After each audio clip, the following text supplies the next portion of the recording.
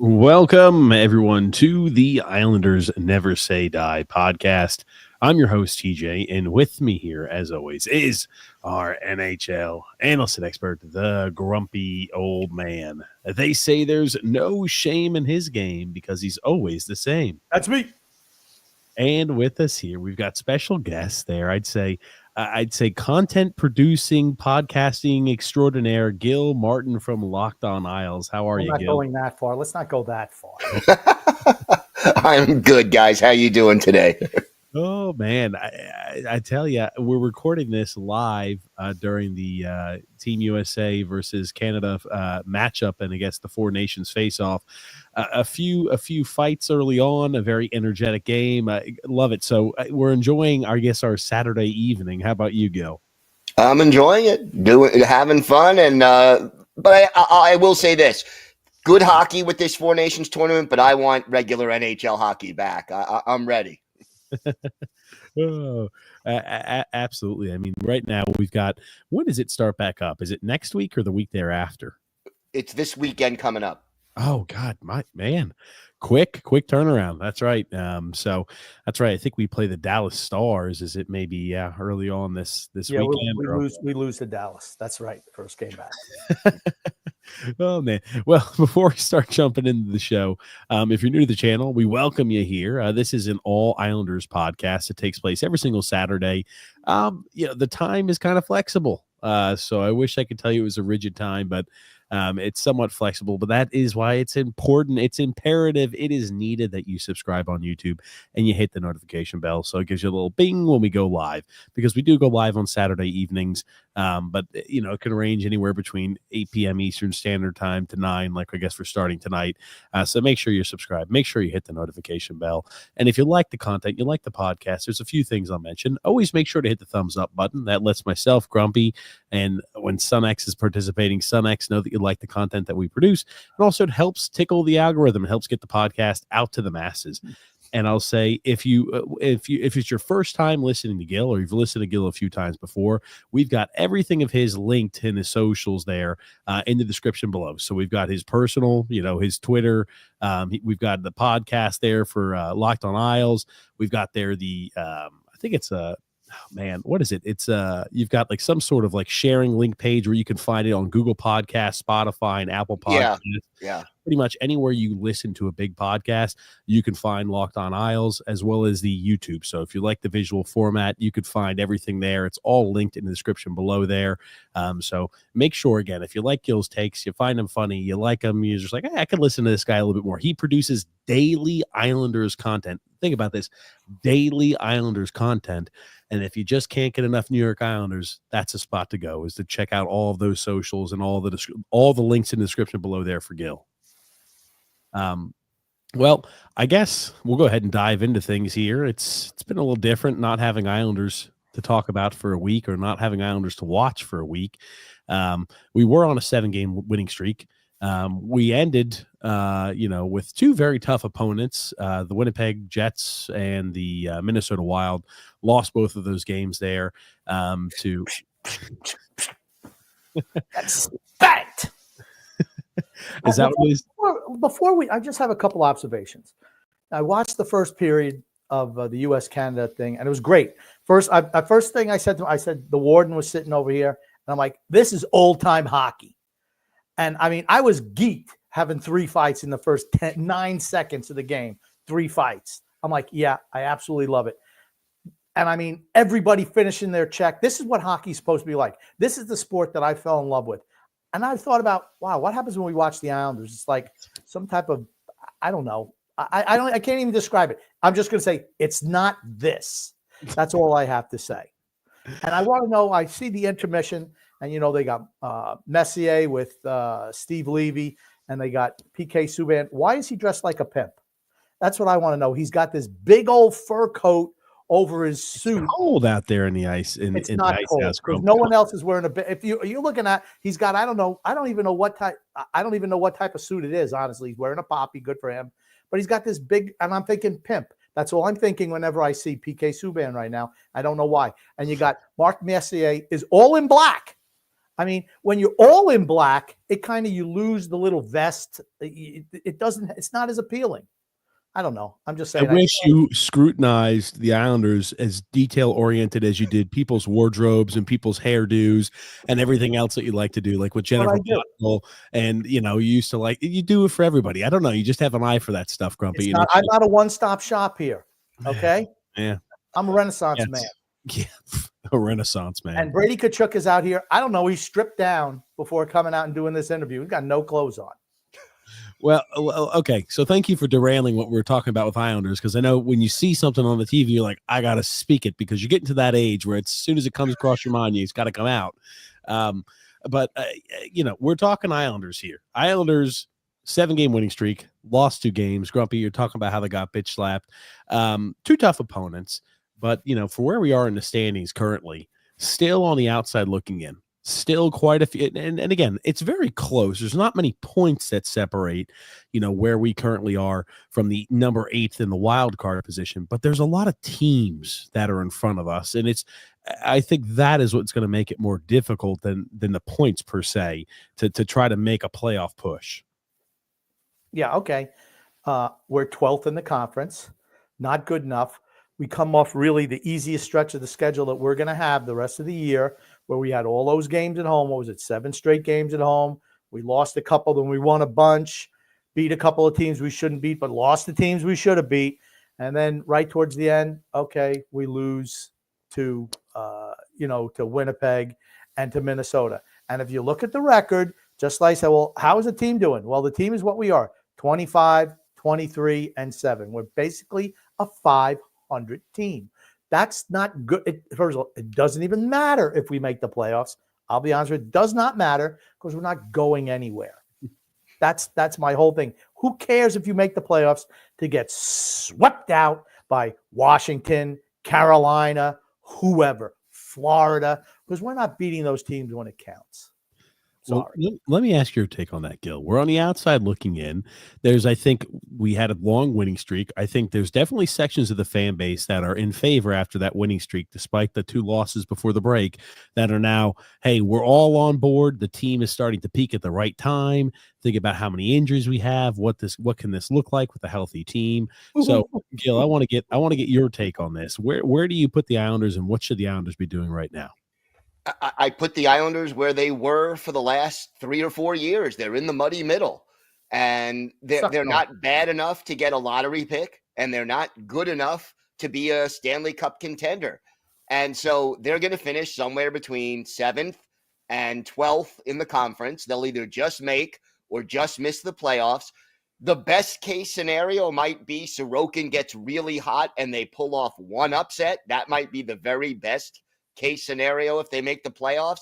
But even that, look, you mentioned the number of teams. The Athletic had a computer model that gave the Islanders a 26% chance of making the playoffs as of right now. That's pretty if good. If they get in, I don't even think they would have a 26% chance of winning a round. So it's been 3 years where they haven't won a playoff round. They missed, and then they lost in the first round 2 years in a row. Doing that for a fourth time in a row doesn't make a lot of sense to me. Like, Gil, do you remember Oliver, like Oliver Twist? Mm-hmm. Okay. You know, I feel like with the Islanders, please, sir, can you let us, please, Gary, can you let us get into the playoffs, please, sir? We're rubbing the little hands on the glass. Please let us in the playoffs. No. I wish I could tell you even understood what that reference was, but like here's the thing. That's why I didn't ask you, first of all.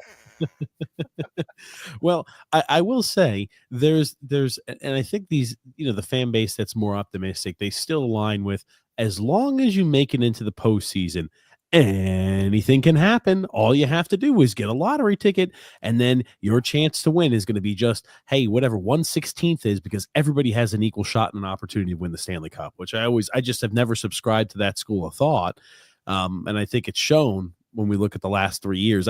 The numbers that we keep bringing up, and I'll always bring it up, and I guess we'll update it after this year's probably, unsuccessful attempt. If we do make the postseason, we have won 3 playoff games in the last 3 years. Mm-hmm. I like, for a team that's now without Matt Barzal, without Ryan Pulock, without Noah Dobson, we're out of the playoff picture currently.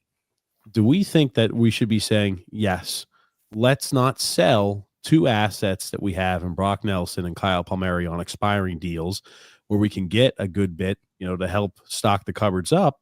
And, the rumor was they've offered Brock Nelson a contract extension, and whether he accepts or not over this little break will determine whether he's going to stay with the Islanders or maybe he'll be traded. But I still cannot fathom a situation. I cannot fathom a situation where Lou still thinks that, yes, this is a good opportunity for me to offer a contract extension to Brock Nelson, because I still believe that he's going to help our team remain competitive and we could still win a cup. Because why else would you be offering him a contract extension? Because he's lazy and it's the easy thing to do. See, I think it's because of this. And I've heard him say it. I've read the quotes. Lou Lamoriello does believe that if you're one of those 16 teams, anything can happen. And that's why this organization has been chasing its tail for the last 5 years to finish in 7th or 8th place in the conference. And I'll take it a step further. The 2 years that the Islanders went to the conference final, they also barely made the playoffs. In fact, they wouldn't have made the playoffs at all if not for the COVID interrupting the season and them extending the number of teams that made it. So at no point during Lou Lamoriello's tenure as GM has this team been considered a legitimate Stanley Cup, one of the top 5, 8 teams that are most likely to win the cup. They've never been there. The 2 runs to the conference finals were exciting. They were wonderful to watch, but this team has always been in the muddy middle. And you can't, the longer you stay in the muddy middle, the harder it is to get out, especially with an aging roster. Here, this trade deadline and then this draft is your big opportunity to make the retool or rebuild less painful. And if Lou doesn't take advantage of this opportunity with the players who are on expiring contracts just to chase 8th place again, I mean, what's the definition of insanity, right? Doing the same thing and expecting different results. That's it in a nutshell. And just to let our listeners know, the muddy middle is what we refer to as the suck zone. The treadmill of mediocrity. I like the muddy middle. I heard that, and I've listened to Gil's show a few times, and I heard that on the most recent one when we had Greg on. I was like, the muddy middle. I said, I like that. Yeah, that's too polite. That's too polite. The suck zone. The suck zone. I have to be polite on my show, so I'm sorry. Okay, comes with the territory. If let me ask you this: because I could see a scenario, and I was telling Grump about this. This is, I think, the worst case scenario is, let's say Brock Nelson signs back. We don't trade away a guy like Kyle Palmieri, and we look to add because now we can go over the top with guys like Matt Barzal out. Who knows how long Noah Dobson is going to be out? Who knows how long Ryan Pulak's going to be out? You have available cap space. You can go above and beyond for the LTIR. Could you see a scenario to where Lou adds to this roster to help make one more push? And then, the question, well, first, I guess I'll stop with that. Do you think that's possible? Grumpy thinks that there's no way that can possibly happen. Okay. But why? Why do I think it's not possible? Because you believe that Lou Lamoriello is a sane man acting in the best interest of not only the team's current position, but also their future. And I think he's a Mad Hatter who's lost his brain and is focused and fixated on how can I win right now? All I care about is winning this next fucking cup. That's all he cares about. Watch your mouth. It's watch the profanity. It's because we have no assets to move that anyone wants. First round picks are valuable. Okay. It's not as valuable as you think. Really? Yeah. What would stop him from moving a guy like Cole Eiserman? Why does he care? Why does he care doing that? He doesn't care who he moves. What have we noticed ever since Lou's been here? There's one thing that he's done consistently. How can I add to the team's current roster to make us as competitively possible for right now? That's all he's cared about. It's the reason why we've only had 2 first-round draft picks in the 6 years that he's been here. And I'm not counting when he, usurped who the hell was it? Was it Garth Snow beforehand, Grump? Yeah, Garth Snow. Man, time flies by. But before he usurped Garth Snow like 3 days before the draft, I'm not counting that when he drafted Dobson and Wahlstrom. But he's had 2 first-round draft picks in 6 years. There's a reason for that. Okay, there's more value in trading those pieces away, trying to allow his team to make a cup push for now. I mentioned to you off air that I heard little birdie told me that if Crocky did not take the contract extension that they were offering, that he was getting moved at the deadline. Okay, I'm not believing that bird. Okay, I'm just saying that's what I heard. So and believe me, Brock Nelson is not taking the contract extension. I agree with that. He's not taking contract extension. And you're right, Gil. You're 100% right. There's no way he should. And I mean, and we're going to talk about that, but just read into his comments. When you read those comments now. What? Yeah. We'll go ahead and showcase the comment because this was making its rounds. Before we do that, I do want Gil's take if they're going to. If you could see them buying at this deadline. I could see them doing. Knowing Lou, I could see him both buying and selling at the deadline. So if Brock Nelson turns down the extension offer, I could see him trading away Brock. But I could also see Lou, who always wants to win now. Who always says, I want to be in the playoffs, and once you're in the playoffs, anything can happen. That's paraphrasing Lou. I could see him also adding something at the deadline. But I will say this. If he touches Cole Eiserman, the fan base will be in rebellion unless he brings in, someone like Connor McDavid, who's obviously not available, but someone of elite caliber in a deal, which is not also going to happen. So I could see him moving. I don't think there's any young piece or any piece that's not contributing that is untouchable in his book. I just nobody really ever knows what Lou's going to do. And it's the reason why every single time there's a trade, it's like, oh, we did what? We traded for Alexander Romanov? Oh, hold on. We traded for Pierre Engvall?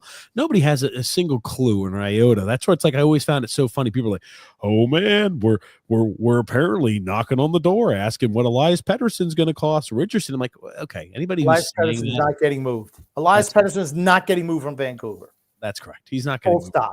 Not happening. No shot. But it's just like, again, like for people who are trying to be like, I think this is what's going to happen. We used to play that game. It was kind of fun. Like, what is it like when you wake up on Christmas morning? What's the best case scenario? And then as time elapses, you're just like, it doesn't matter. No need to get my hopes up. It's going to end up as a miserable Christmas morning. So no need to go ahead and get excited that like, oh, I'm going to wake up to a tricycle or anything like that. Gil, do you want to know what we used to call that? Our rosterbation. Yeah. Those are always fun. Those are fun. Back when you could legitimately, kind of squint at it in good faith and still say, these are things that he could do that maybe can help us out. But at this point, the only thing he could do to help us out is just by fire sailing the whole team. The only route forward is, yeah. And that's what it's like. Well, and the question here is this. Let's say we doesn't matter. Do or don't make the postseason. and we don't sell. I think that's the worst case scenario. And ownership brings Lou back for another year. Are you starting to question ownership at that point? Yeah, absolutely. Because everybody not named Lou Lamoriello, and when I say everybody, all the experts, all the respected people in the media, all of the scouts, all of the other GMs are screaming, this team needs to get younger. This team needs to retool at the very least, if not rebuild. The roster is old. The roster is stale. They haven't won a round in 4 years. Something needs to give. And the only person who seems to think that this team is this close to being a Stanley Cup contender is Lou Lamoriello. And, you guys have said, oh, it doesn't matter if they make the playoffs. To ownership, it matters because they don't have to pay the players. And if you get 2, 3 extra home dates, or if you win around 5, 6 extra home dates where you're not paying salary, but you're bringing in even more income because the prices go up, that's a few $1 million in your pocket per game. And the owners care about that. Whether or not they care about winning, that's a different issue. Bill, I'm going to ask another question. I'm going to build off of that then. Would you say, and maybe we can pass a judgment already on ownership, if ownership is valuing short-term profit instead of looking at long-term profit, which is also going to be important, if there are going to be owners that are going to be here for 10 plus years, they should care what the revenue is going to look like and the success of the team 5, 6, 7, 8, 9, 10 years from now. And if we're consistently trading away draft picks and our old aged core continues to rot by the wayside, could we not almost even now say, I don't know, it looks like ownership here is just passing through. They sold this offseason a portion, and this is me like schizo spiraling, but remember, they sold a portion, a minority share of the team this offseason. They're there to really develop the land. They got themselves the All-Star game. Could we not see a scenario where a year after the All-Star game, they sell the majority ownership and majority stake in the team? I could see that. And that's the only time that Lou will be removed. I think it's not until after the 2026 NHL All-Star game and the year after that. So I think we got Lou at least for another 2 seasons. So, or if something else happens before then, maybe he'll step down and spend some time with family. Who knows? So we're going to have a 9,000-year-old general manager. Is that what you're saying? He'll be 90. He'll be the first 90-year-old general manager in the history of the NHL. He's already the oldest, the general manager in the history of the NHL to begin with, but I think he'll be 90 before he's gone. He's not going to be 90. He might not even live to be 90. Come on. He's already well past the average life expectancy of a male. So, yeah, so he's living on borrowed time is what you're saying, right? No. Here's the thing. Here's the thing. He's quick as a whip, and he's going nowhere. He will not leave. He'll never take, and I joke around like he wants to spend time with family. He's never going to do that. I just don't think there's any way that this sorry sack of shit ownership group is going to go ahead and say, at the end of this year, see you later, Lou. I don't care. We could miss the postseason and have 3 playoff wins in 4 years, and they still would say, hey, Lou, what do you think, man? We're here. We're all ears. We're here to help. How can we help? We'll provide the dollars. Go ahead and help us out, Lou. I think we should sell more of our future assets to build for the team right now. Okay. I do want your opinion on this, but you said, what did you say before you went monologuing as usual? What did you say about him wanting to spend more time with his grandchildren? Didn't you say that? I don't think he's going to do that. I don't think Fredo, if you were related to Fredo Lamoriello, would that be somebody you'd want to hang with long term? Probably the answer is no. Oh, no. It was you, Fredo. That's right. You broke my heart. So in Bridgeport, no less. So the off-Broadway production of The Godfather Part 2. Gil's, though, on the record, this offseason, if Lou is still general manager and we don't have some sort of, Herculean effort and big offseason performance, ownership needs to start having some questions. That's good. I'm happy to hear that. I'm happy other people are jumping on board with me on that one. Grumpy firmly believes that Patrick Waugh is going to usurp Lou Lamoriello as the new general manager. He was on that day one when Patrick Waugh was hired. He thought direct hire from ownership, and at the end of the year, they're going to move Lou Lamoriello up to the head of hockey operations, and they're going to let Patrick Waugh be GM. Could you see any scenario where something like that happens, Gil? I could. Let me put it this way. It's crossed my mind that could happen. I don't think it's the most likely scenario, but I think it's a possibility. And the thing is, does Lou Lamoriello, I get the feeling that ownership is saying to Lou, you're there as long as you want to be there and you're physically able to be there. And the question is, would Lou want to be the special advisor, senior advisor to the general manager or the president of hockey operations and not be running the team on a day-to-day basis? And the more I think about it, the more the answer is probably no, not right now. So I think Wah would welcome that opportunity if it's given to him. He'd probably have to hire his own coach, which, I don't think he's going to do both. I don't think that's reasonable in this day and age. But, I think it's more likely, unfortunately, that Lou is back next year. What a nightmare.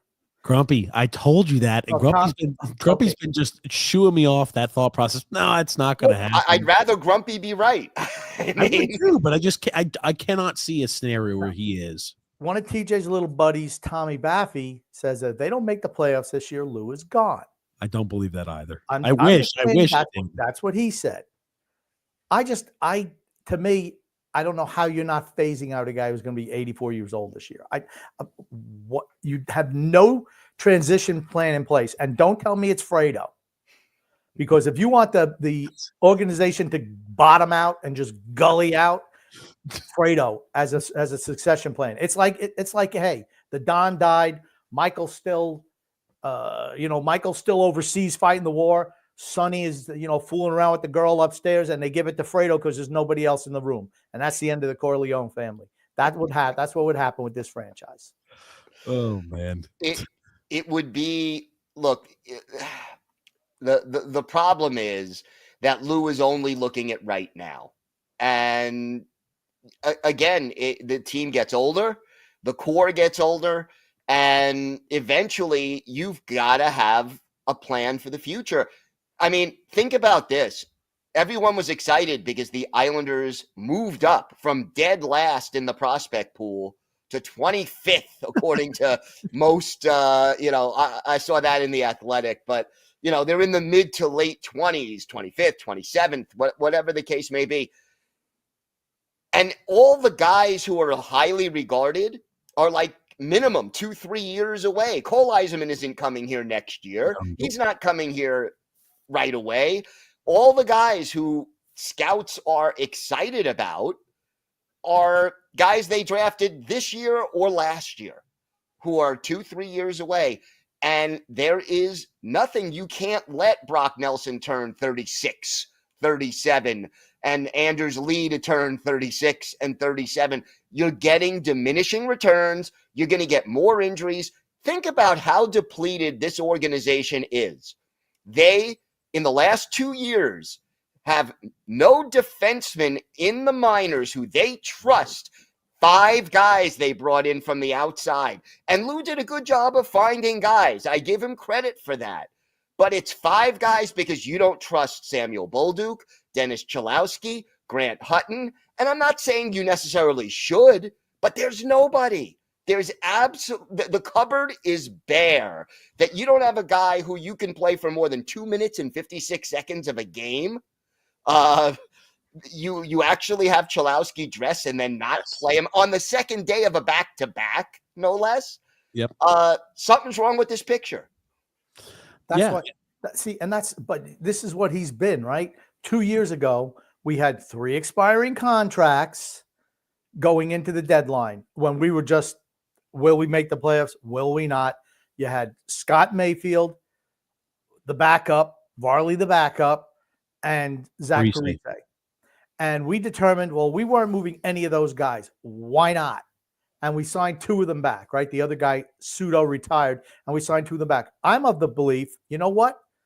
Move these guys at the deadline. I don't care what it is. And if they really want to come back, you sign them in the offseason. If they love it there that much, but of course, when you let the prisoners, the hostages out of Stockholm, they see how much nicer it is in other teams, right? That's what you see.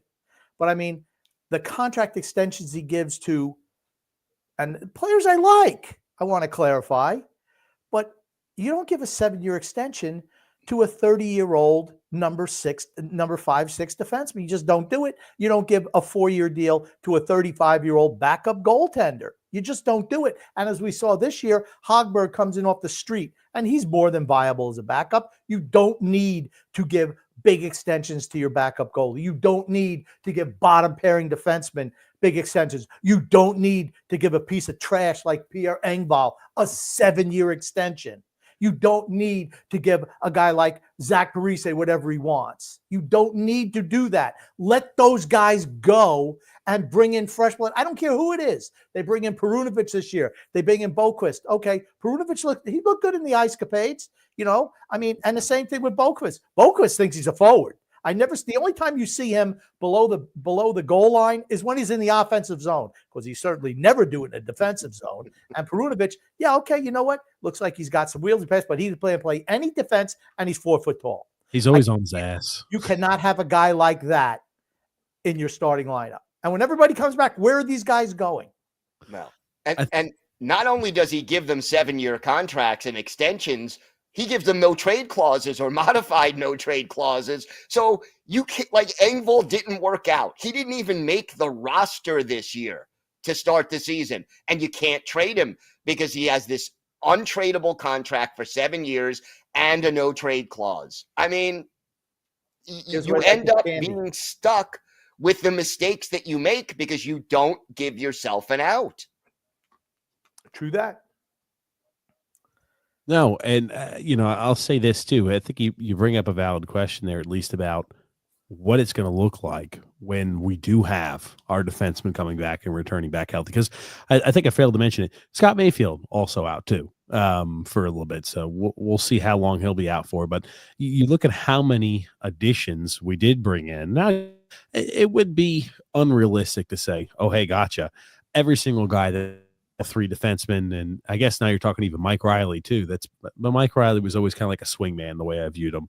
He was your number 6 and a good team, probably a number 7 defenseman, but he had some injuries. And it's just like the fact that nobody, you're right, was there internally that could replace or to foot the bill. Like they tried Isaiah George, couldn't foot the bill. But why don't we have anyone in the minors who's ready to step up? That's right. Because we keep on pissing away we're like a damn, like it's like the way what he does with draft picks is he just pisses them away like it's drinking out of a fire hose. He has no problem trading away draft picks for guys that don't make a difference. No one who he's traded for has actually made an appreciable difference on this team. We're in the same exact spot that we were in when we traded for him, before we traded them, and since they've had them. I include everybody. And take it a step further. One thing we know about the New York Islanders organization, they have never in their history signed an elite big ticket free agent. Yep. So you got to either be drafting and developing, which this team is not particularly good at right now under Lou, or you've got to be trading. And when you're trading, you tend to overpay. And that's what we've been doing. We've been giving up future assets, giving up draft picks, and bringing in guys. And then in order to get them to stay, it's always trade and then sign. So you in order to get them to stay, it's the longer term, the no trade clause, all of these little incentives. And you end up with no farm system, no prospects, not even guys. I mean, Bridgeport's got the worst record in the AHL right now. And there's who would you say is, I mean, you can get a Mark Gatcomb who can come in and add a little spark to the fourth line. But, if someone in your top 9 goes down, who are you calling up from Bridgeport? Well, that's why it never made sense. Like when we had Cal Clutterbuck, where it's like, before Cal Clutterbuck broke his wrist or his hand that year, that Colorado was interested in him. And we're like, if we've got time, we're going to use it. And like all of these fourth liners like that, like we're like, we're giving guys like Casey Cizikas a 6-year extension. We're giving guys our fourth line, huge, crazy extensions. You can find anyone and just siphon them out year over year for overage guys who've bounced around that are going to put forth 110% effort for a year, wash, rinse, and repeat. It's just like you see, it's like it's not like every single year, the same guy's fantastic. Who was it last year that was out of nowhere, out of Bridgeport, that played McLean? He played well last year. And it was just like every single year there's somebody new that you could find that you could implement into the roster where it's like, oh wow, this is great. We didn't give up any assets for him. We didn't have to tie him down to a long-term contract. And here he is. He's producing for us. The year before it was Fasching. That's right, Hudson Fasching. It's right. You forget the names because there's a new one literally every single year, or there should be. But it's just like it makes it completely asinine to ever sign a fourth line guy to more than a one tops 2-year extension. Don't you think it's kind of like an oxymoron when Lou says, if you have time, you use it? I mean, realistically, how much time does he have left? Well go ahead. I was about to say he's gonna. I don't know what he's gonna do, at least regarding the trade deadline. I think he will add whatever the worst case. Like they talk about Occam's razor. Whatever the most likely scenario is, that's what happens. I use a little bit of a different, modified version for Lou. Whatever the scenario is going to happen. So like that, whatever that's going to be, Lou's going to add. Lou's going to trade away more future draft capital. We're going to maybe miss the playoffs or squeak in, then get killed in the first round. That's what will happen this year. I'm going to say one thing about what Gil mentioned earlier about, addition and subtraction. If he does what Washington did a couple of years ago, which I've been extremely high on, where they picked up Sandin while moving off They picked up guys like Sandin, moving off guys like Orlov, moving off guys like Anthony Mantha. They're bringing in guys like, hey, we went ahead and got Jacob Chikrin for cheap. Well, Backstrom retired because of the LTIR, the injury, and the same thing with TJ Oshie. But like guys like that, we have guys on these long-term deals that could be LTIR'd, and you have guys that you can get rid of. Like now is the last time in the last scenario that we can finally eject off path and forge a new one. If we don't, I think it's going to be a 10-year rebuild on the horizon for the Islanders. You don't want to be the next San Jose Sharks or Anaheim Ducks where it's year 5 of and you're still not making the playoffs. When you go that far down, it's that much harder and that much longer and less margin for error to try to get back. If you can jettison some of these guys now and accumulate picks and prospects and younger players, that sets you up for the Washington Capitals kind of a scenario, or the New Jersey Devils, what they've done in the last couple of years. You make a couple of shrewd trades, you bring in some younger guys, and you retool. It's like changing on the fly as opposed to having to change your whole lineup from top to bottom. And, you think about it, you mentioned Jersey. They're just now digging out from when Chernobyl Lou was in charge of that team. I mean, that fan base hates him now for all the success that he had there. They won cups there with him. Yeah. But they all hate him to a person because he ran the organization to the ground. Toronto was at least smart enough. They gave him a year and a half. They're like, we don't like they're going to kick you upstairs to the ivory tower. You could sit there and watch the games, but you're not touching the on-ice product. I mean, here's the thing. And no offense, Lou Lamoriello was a great GM. He hasn't been a good GM since salary cap came in, though. He just hasn't, because he does not know how to manage it. He doesn't know about asset management. When he had these guys under Jersey, everybody, they paid him, 10 cents on the dollar, their contracts when he was in Jersey. So it's like he had total control. These guys had no options. There was no free agency. And you mentioned earlier about, we don't never get a big name free agent. I think those archaic rules about facial hair and length, this is not the 1980s, 1970s, 1990s, where guys are willing to toe the line. This is a different age of athlete. I mean, money is just too big, and if they can have a little bit comfort somewhere else, why would they come here with some of these rules?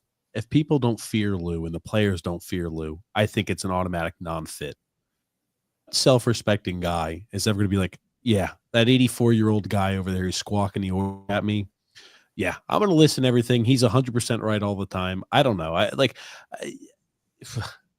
just don't. The way that the athletes are today, it's much more where athletes have a lot more power than what GMs did and coaches used to have. And it's the unfortunate truth of it. It's not like, hey, the coach is the manager and everybody else is the employees. It's like, okay, no, if I don't like what I'm doing, I'm going to request to get traded. And because I'm so valuable, somebody's going to look to trade for me, and you just don't have me as an asset anymore. So like with Lou, I don't foresee us under Lou ever signing a big name free agent against the cap too. This organization has never, ever no matter who's in charge, signs a big name free agent. Now, there's reasons when Charles Wang was the owner, he didn't want to spend the money. Lou's not capable. I mean, because I think these guys would spend the money on the right guy, I really do. But no one wants to come here. Without Lou, I don't think it's a problem. We're not in a small market. We're in New York, and people always like, oh man, the Rangers, Madison Square Garden's bigger. I'm like, okay, great, that's fine. New York is still a big market. It's not like we're in Columbus, Ohio, ladies and gentlemen. So Buffalo, New York is a lot different than Belmont. I'm just saying. Correct. That's correct. Mm-hmm. And I'm like, we've got the state-of-the-art practice facility, the state-of-the-art arena. We're in New York. We're in a big market. Why can't now you sign anybody worth a damn? Well, first off, it's because Lou has subscribed to this thought process of, I have to re-sign everybody back who's a part of our roster because they are integral and I cannot succeed without them. So he overpays every single one of them to long-term deals. Therefore, we never make a splash in free agency. And when we did have, I mean, man, I feel like we're that close to Panarin. I don't know. I don't think we ever will sign a big name guy under Lou. I do feel optimistic, though, after the year 7 or 8 of the rebuild under the new general manager, then maybe we can bring in somebody else. Now, something I'll ask you about, and Grumpy disagrees with you on this. Would you rather be San Jose right now or the Islanders? I'd rather be San Jose right now. Thank you very much. Did I say I wouldn't rather be San Jose? That's correct. San Jose has hope. San Jose has young talent coming up that, again, they may not be winning any, this year they're definitely not going to the playoffs. Next year, they're probably not going to the playoffs. But to watch a generational talent or two develop into something really special, that gives you hope. You can, as a fan, I can handle a bad season if I know that there are guys coming in who give me hope for the future. And right now, the only guy who really gives Islander fans hope is Cole Yzerman, who still has a lot of work to do on his overall game and is still 2 or 3 years away at the earliest. And we don't know if he'll ever make it. I hope he will. He's got a rare gift as far as his shot is concerned. But look, and to get back to what you guys were saying before, Grumpy, you want proof that Lou doesn't know how to handle the salary cap. I'll just say it in 2 words. Devon Toews. There you go. That's right. Yep. And completely. Oh, we're not going to be beating that dead old horse again. Completely underpaid for that. Now, I will ask one more question there from you, Gil, because I asked this on our last show, and I want to ask you this too. What is the current direction of the Islanders? They are treading water. That is the current direction. They are trying to stay afloat.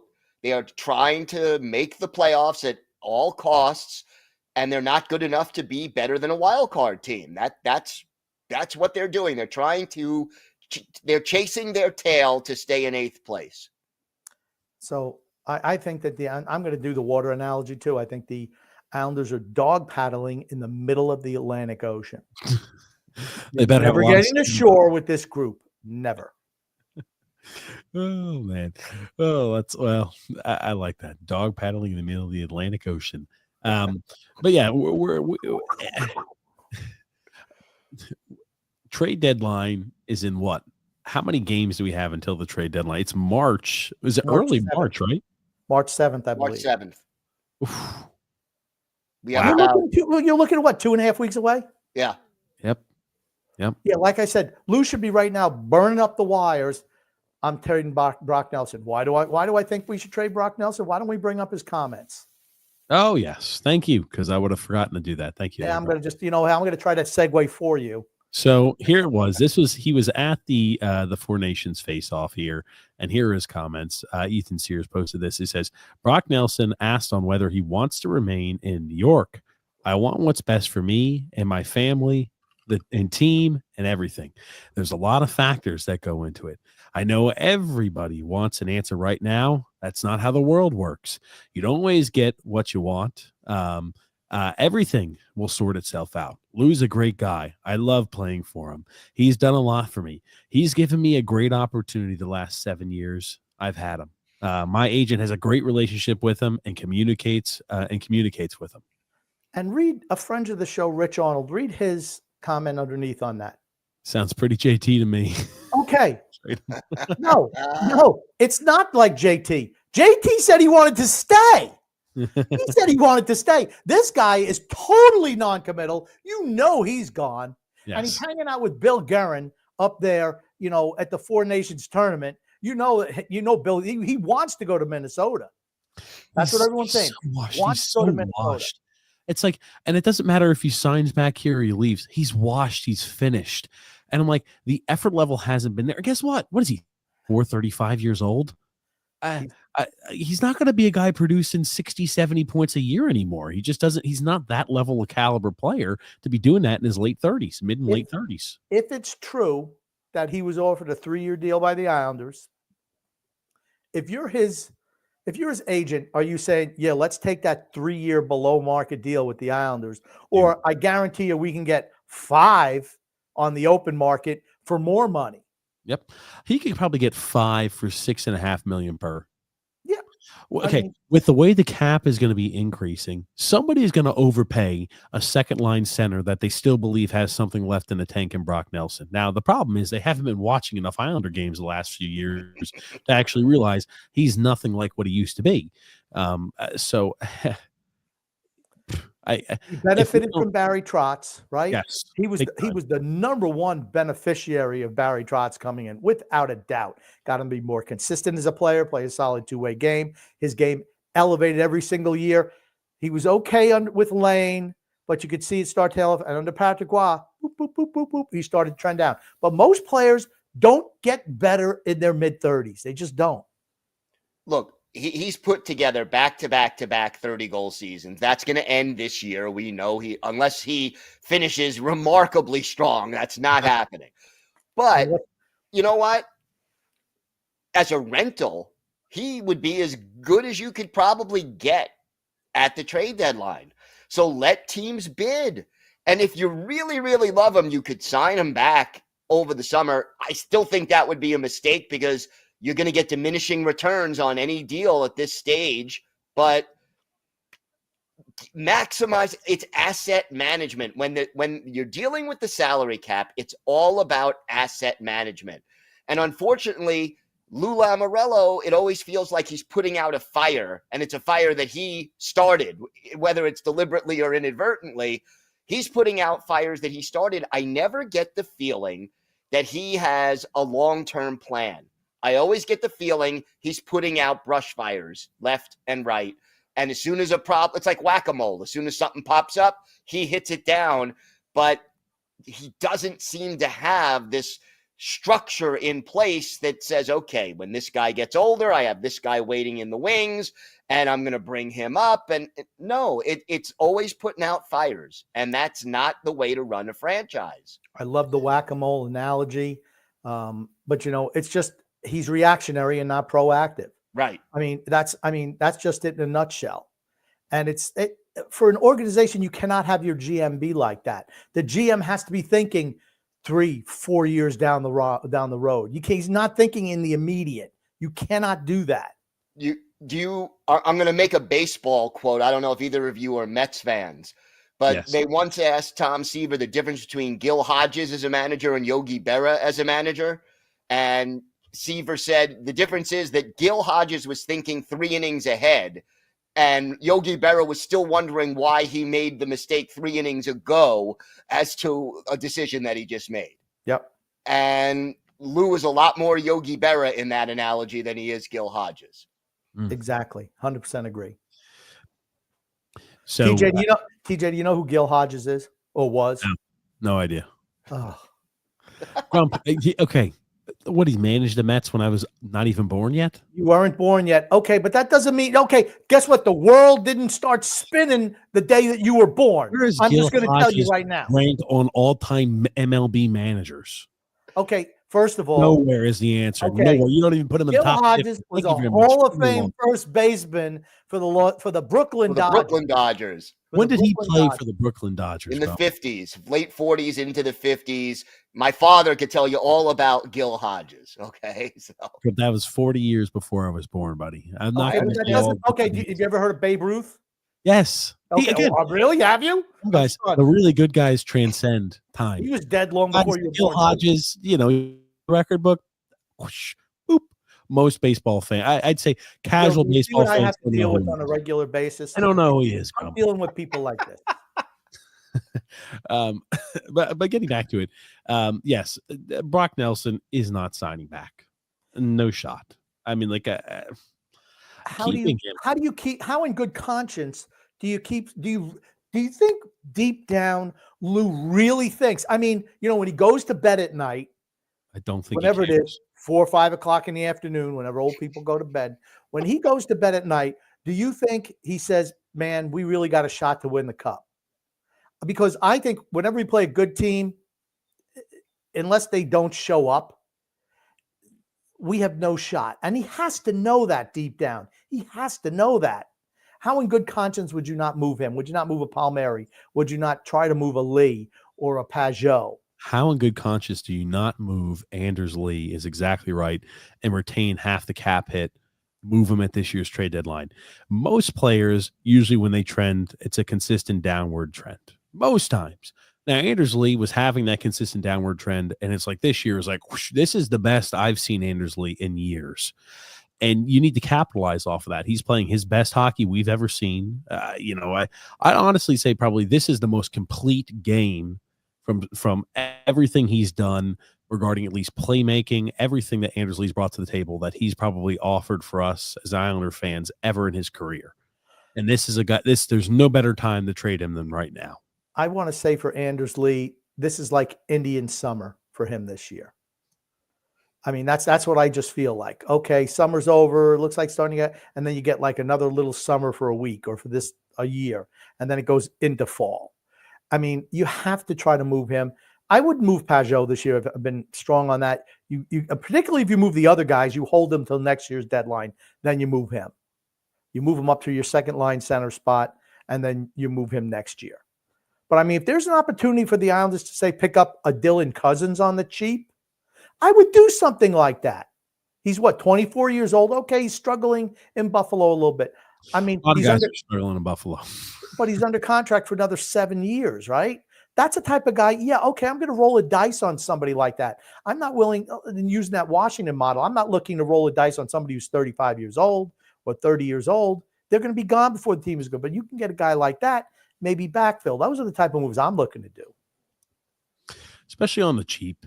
I mean, like that's what you're looking for, depreciated assets that the dice on. They're willing, like, again, the Phil Tomasino's for a 4th round pick, a Kaliev for free. Like, those are the type of guys where I'm like, I'm willing to roll the dice on. If they don't work out, that's great. I have no commitment to them at all. It costs me next to nothing. Tony DeAngelo.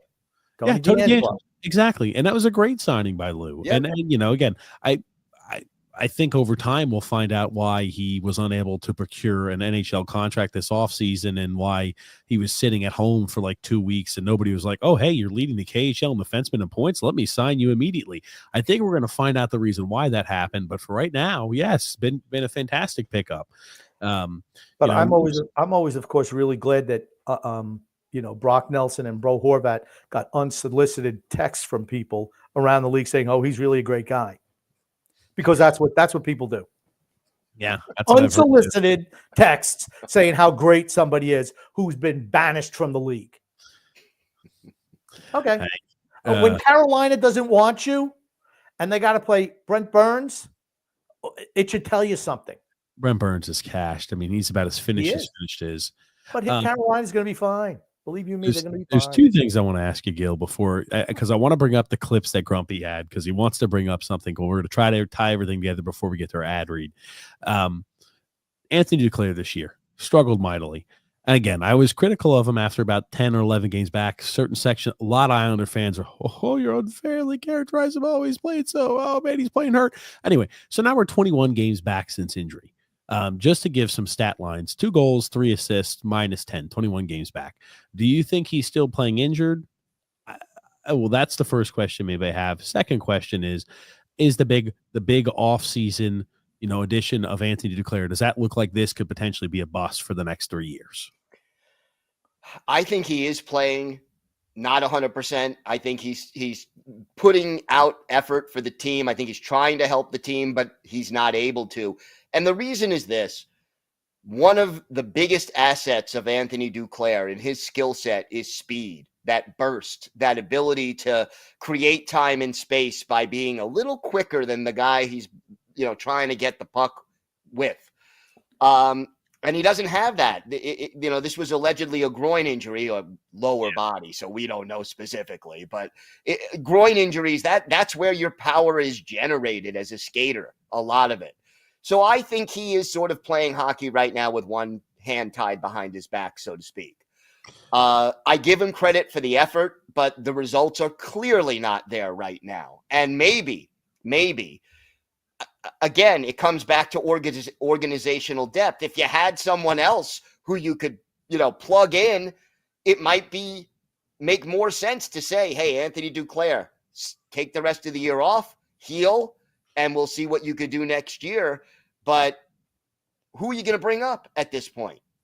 The Brian Pinho, Carlson? I mean, these guys are AHL veterans and NHL journeymen, and I'm not disparaging them, but they're not top 6 NHL players. I don't know if I don't think I think he's maybe playing a little. He's playing hurt, but everybody plays hurt. Yeah, I don't like for Duclair. I'm like he's not playing injured. And that's the thing where it's like in the playoffs, you see guys play injured where it's like, oh man, I had hernia surgery the day after. Oh man, I was dealing with a huge hernia. I was playing. Oh buddy, I had a torn, hip flexor. Oh, partial tear. Like they're playing injured. He's playing maybe a little hurt. And I'm like, everybody plays hurt. I just have been so dissatisfied with his effort on the ice across the board. When you tear a groin, they don't have you go out there and they say, hey, you have the high likelihood of tearing that thing again, but we're going to put you back out there on the ice. I think he's about as 100% as 100% could be. And if he doesn't come back after the Four Nations and start lighting the world on fire, I'm writing him off as, okay, I'm putting him as a bust preemptive. That's a little, maybe again, it may guess who else has a no trade clause? I need to and that's one of the reasons he signed with the Islanders, because here's a guy who's been on, 8 or 9 teams in 11 years. 9. He wanted some stability. Well, he's got it. And I don't think he's going to waive that no trade clause anytime soon if you want to move on from him. He lives out of a suitcase, that guy. Now, I just want to say something about a groin. I don't think you can play hurt with a groin. It's either injured or it's not. I don't think, and I really don't believe that they're rushing him back. Oh, I don't think they're rushing him back. So I just don't know if he doesn't have jump. Maybe it's conditioning. Maybe it's not. Maybe he's just not a good fit without Matt Barzal out there. I mean, now that's a possibility because they were not playing together. He doesn't. I don't think he fits with other play. He has to play with Barzal. That was the thing, right? And when you mentioned our big free agent signing, when Anthony Duclair is your big free agent signing, you've had an underwhelming offseason. Well, that's because there's no cap room. That was all you could afford. And why do we have no cap room? Why do we have no? Oh, that's right. Absolutely. Oh, okay. And the circle keeps going. We're on the gerbil on the wheel. I mean, that's of mediocrity. The muddy middle. We're back in the muddy middle. Speaking of cap room, this is my next question. I know it's going to go ahead and tie in. We've got a lot of defensemen, additional defensemen. Who knows what we're going to do when guys start coming back healthy? We've seen a lot of these. I think they're faux pas trade rumors where it's like, oh, Noah Dobson's being shopped around. This guy's being shopped around. That's happening. Again, I'm not taking any sort of like a legitimate credence in that. I just don't believe that we would what's actually happening behind the doors of Lou's Iron Curtain. Noah Dobson, big contract extension, underwhelming year this year. Now, different schools of thought. Would you be looking to sign him long-term or more short-term? Now, again, cap will be increasing drastically over the next 4 or 5 years.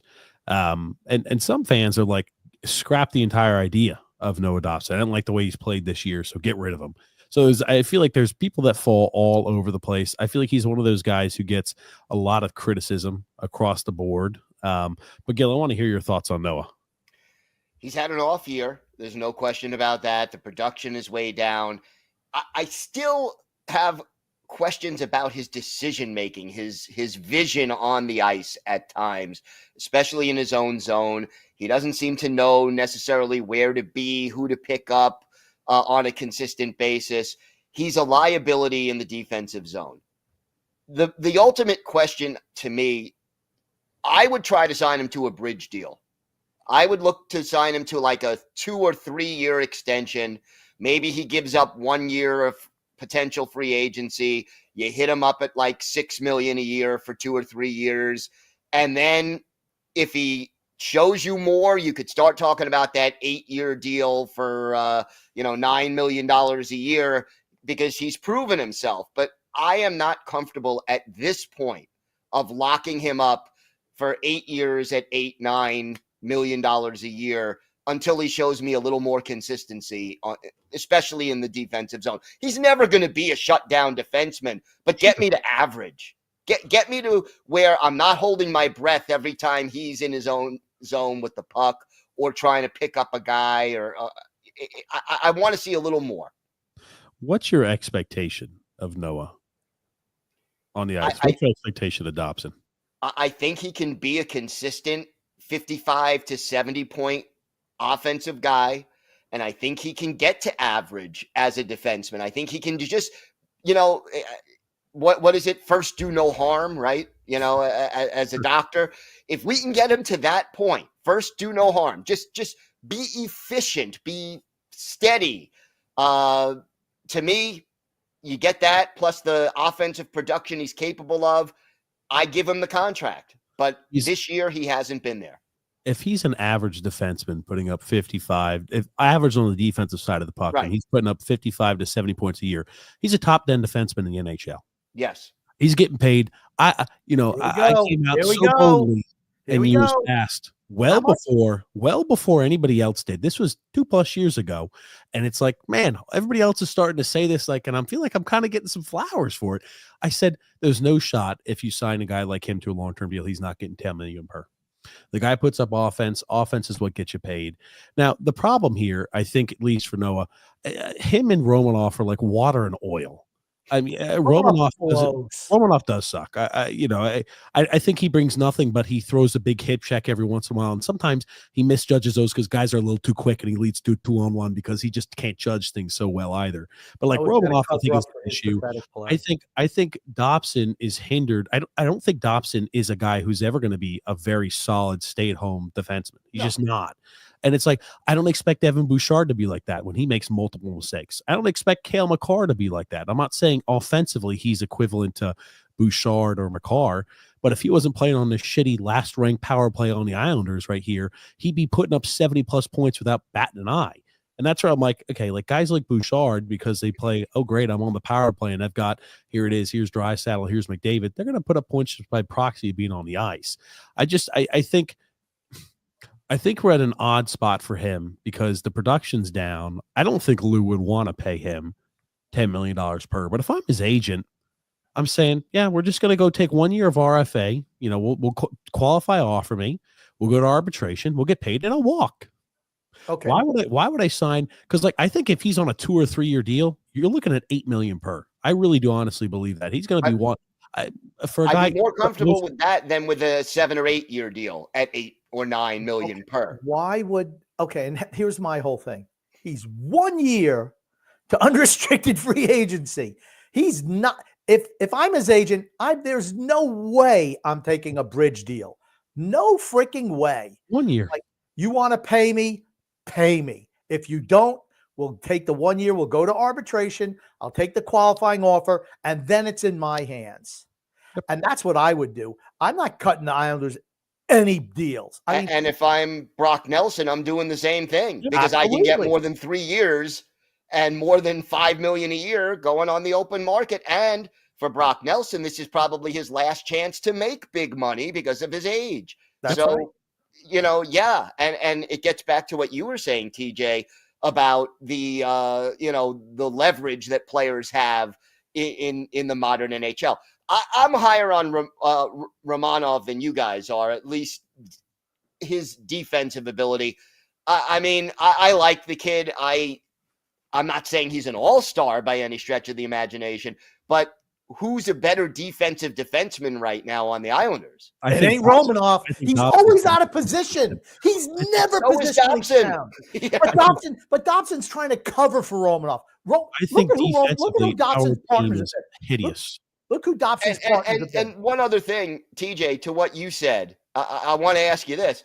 You talk about Dobson being on the power play and therefore the points should be there. He's the quarterback of the power play. And to me, it gets back to his on-ice vision. Just, it's not as good as I would like it to be sometimes. He's skilled, he's talented, but I don't think he sees the ice as well as an elite offensive defenseman would. I think he's half a level below that. Our power play is like 1 for 15 without him. So like, yeah, and it was what, 2 for 15 with him? I mean, 3 for 15 with him. 3 for 15. So like, again, 3 for 15 at the, like, okay, that's like average. He's not had a good year. Yeah, okay, let's admit. Here's the problem. The problem is our forwards are hideous. We have Brock Nelson still on the ice. He's been checked out all season long. He hasn't put forth any effort. On the power play, he's been miserable. Again, the garbage man Anders Lee should not be seeing any power play time.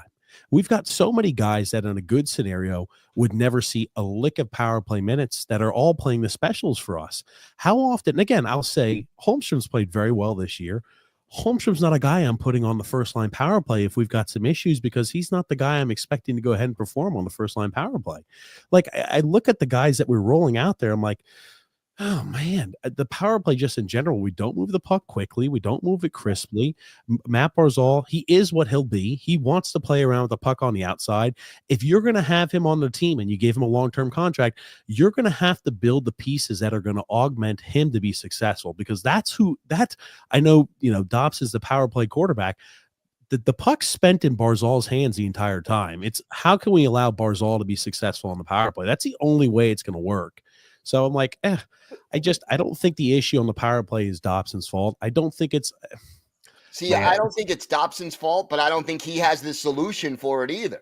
The problem with the Islanders power play at the beginning of the year when Duclair was on the first power play unit, he brought that quick passing with him, and then he got hurt, and we go back to the slog. There's no quick movement on that power play. You either have to move without the puck or the puck has to move, or both. And they do neither. That's a big problem. That's just a big problem. The passes up to Dobson are slow. Everything is slow. Everything's like it's like the Islanders are stuck in jello or in water trying to pass the puck. It's so slow. It's hard to watch. Now, like I said, for me, I know you're a big Romanoff guy. TJ, I want you to roll those clips because my boy Romanoff is actually talking. He's part of the freaking problem. That's all I'm going to say. He's part of the freaking problem. So we'll roll the clips here. Now the Islanders. Start with Patty Waugh.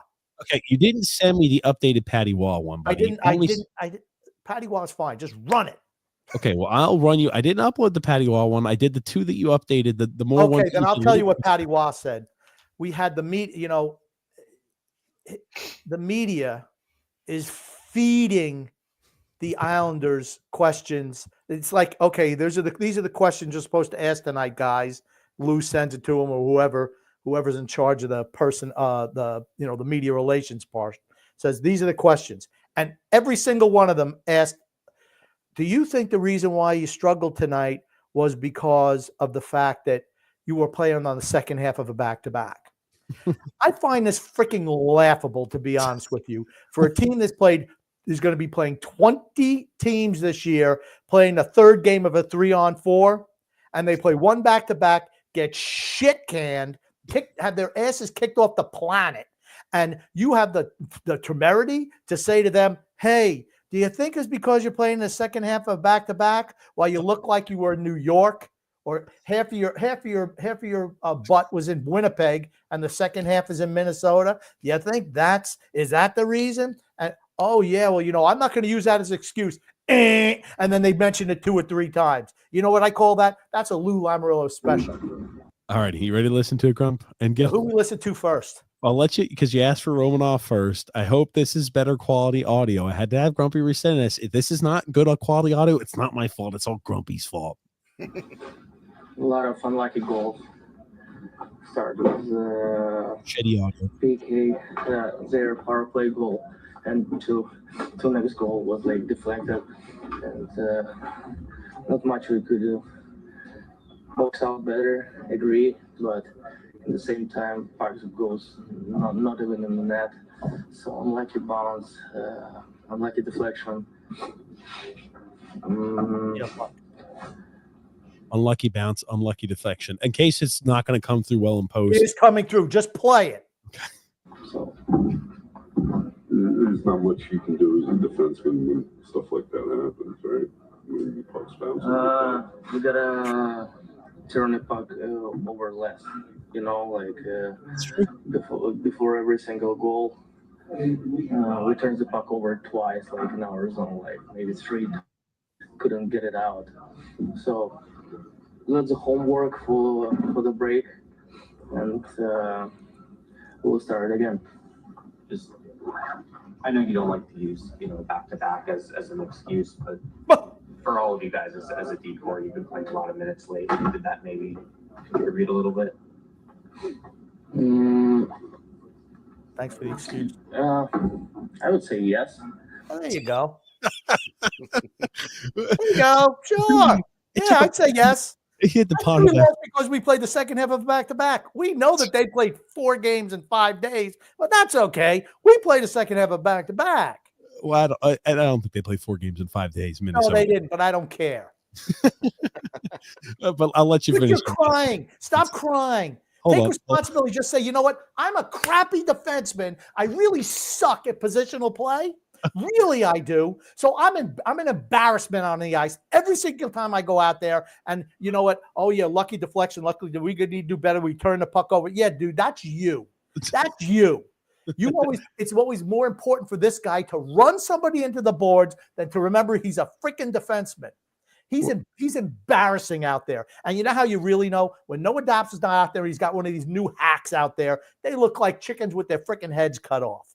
That's the thing that drives me crazy. Is there anything else this clown is saying? Because I want to know what else he said. Okay. And I mean, back-to-back is back-to-back. It's not easy. And I like to use this excuse. What I just did. Back-to-back it's hard to play, but as a team, we gotta play. We gotta play better, and that's it. Okay. I like how he ended it. We do just have to play better. Yeah. Don't know. Okay. I just want to say one thing. His English really sucked until they fed him the excuse, and all of a sudden, oh yeah, back-to-backs are really tough. You know, they really are. It was a yeah, okay. Captain embarrassing. This was number 2. Number 1 was Patty Waugh using the excuse. He mentioned it 2 or 3 times during his ridiculous interview. I have it on my phone. I still have it. I can put my phone right up here for you to listen to it because absolutely he had no problem at all. Distorted. Once, dude, it's not distorted. It is what it is. Okay. Okay. All I know is when the media feeds you a line like that and you just run with it, that's a loser mentality. How's our boy Croc doing? Our future former employee. What is he talking about? Yeah, I mean, unfortunate other one. And it's got good hair though. Nice hair. That, the result of the back-to-back is that it just kind of jealous. Things happen. See, let's pause a second. No, now you see what they did? They fed him the back-to-back right at the top. This is Lou gives him the questions to ask. Yep, it was back-to-back. That's the reason. Back-to-back. Make sure that you ask the questions about back-to-back. So here they are feeding back-to-back. Now, of course, all these interviews have been scrubbed from Islander Kingdom, Islander country. Why? Because holy crap, you know what? That's a bad look to the team. We played a back-to-back. That's why we look like horse shit. Go ahead. Let's see now. In Brock's defense, he's saying no. Originally, he's saying no. Then he couldn't help it. He couldn't get out of the cul-de-sac. Could not get out of the neighborhood. Couldn't get past that stop sign. That is Islander cul-de-sac country. Could not get out, and he went right back into what he's always been. Let's listen. Hold it. Just a couple. I don't even think they're really having bad breakdowns, but obviously two plays and call them breakdowns because they ended up the back of the net. Up to that point, I thought we did a lot of good things. So it's disappointing for sure. You'd like to be able to kind of keep that momentum that we had to the first 15, 16 minutes of the period, and come in the third in a really good spot, and make them try and earn it. But a couple minutes are cost us. 2 games, I know it's a small sample. Any different feelings, you know, the way the team's playing compared to, you know, before you get on this trip? I mean, we talked about this is going to be a tough trip. It's going to be a tough back-to-back, two tough teams, tough buildings. Yeah, I think kind of the same thing as last night. We're kind of right there, and obviously in a much better spot through, 30, 35 minutes. With one of the better teams in the league on a back-to-back where they're fresh, and then we somehow have to find a way to kind of weather that little push that they have and not allow them to get back in front and have that big a difference. How much can it help the 2 weeks to, you know, maybe get 1 or 2 guys back healthy? We don't need to see anymore. Yeah, huge. It's done after that, Grump, is what you're telling Yeah, then he talks about getting guys back, whatever. I don't care. I could care less. The fact is that we're talking back to back. It's just, you know what loser teams do? They make excuses for why they lose. And the media, the cartel just feeds them the straight line, and they all, let's dump right into the deep end of the pool with this one. That's an easy one. Andrew Gross, you know what? How about an original question? Why don't you say, why did your team really suck tonight? Can you come up with an answer? You think that would be good, Grumpy? You think they need you the answer? Yeah, that works one day, and then the next day when they don't answer any of your questions, you know, well, it's you know a problem. What? He's got the power of the pen. That's the one thing he has. He can write anything he wants. He doesn't need to talk to them. All he's got to do is watch the useless product on the ice and just, here's my opinion. Here's my opinion. I don't need to know what they have to say, because guess what? They don't have any answers unless I give it to them. He's the only guy who could get away with that. The only one. That's the paper of record for the New York Islanders is Newsday. Everybody else is outside. No, here's the thing. They're not going to ask a question like that, but I do believe that if there's a hard question that has to be asked, it needs to be Andrew Gross. I do think there are hard questions that need to be asked. I don't feel like we necessarily ask them all that often, but I feel the hard questions need to go to Lou more than they do the players. The players are the players of the players. It's more Lou at this point. This is more Lou speaks to the media 2 or 3 times a year, and he doesn't answer questions, you know. There are politicians who give you more information than Lou. I mean, Gil, now you might know this more than TJ, and I cannot remember the last time a tough question was asked of the Islander management. The last tough question was when Beaky the Buzzard was asked if he entertained trading away Semyon Varlamov when he was having that. They were tiptoeing around that. That was Andrew Gross who asked it, and the look of daggers that he gave, because he followed up again. Remember, I still have that somewhere. I don't remember where. I still have that somewhere in the records. But he was like, did you ever I know he's on an expiring deal, you know, did you ever? Where's that coming from? You know, he's like, where is that coming from? He's like, well, he's on an expiring deal. Everybody they all nervous laugh. I never entertained anything like that. And just like again, you ask any tough, but Lou's the guy who needs the tough questions. He's the guy with the bully in the pulpit that thinks he could just say what he wants, do what he wants, and just rule with an iron fist. But here's the reality of it. As soon as people stop going to the games, that's it. See you later, Lou. That's all they care about is short-term revenue. As soon as that happens, Lou's out on his ass. But people still go. Gil, can you remember the last time there was a tough question asked? You want a day? I'm not going to give you a date, but no, I don't mean a date. I'm just saying ballpark. How many years? The problem is that even if you ask a tough question, Lou's not going to answer it anyway. Lou is going to tell you what he wants you to know, and that is as little as possible. And he'll give you general manager speak that is just, he'll say as little as possible in as many words as he can fit in, and that's it. He's not telling you. You guys both said before, every year when Lou does make a move, it's a surprise. Nobody saw Bo Horvat coming. Nobody saw Alexander Romanov coming. The rumors were all about other players. That's the way Lou likes it. He doesn't want you to know anything.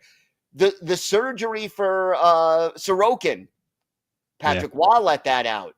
All these updates, they don't come from Lou. They come from other sources. Was it Frank Fractured Saravalli kneecap. who released the fractured last kneecap. information about the last injury update that we got about the from surgery Barzal. for Barzal? Yeah.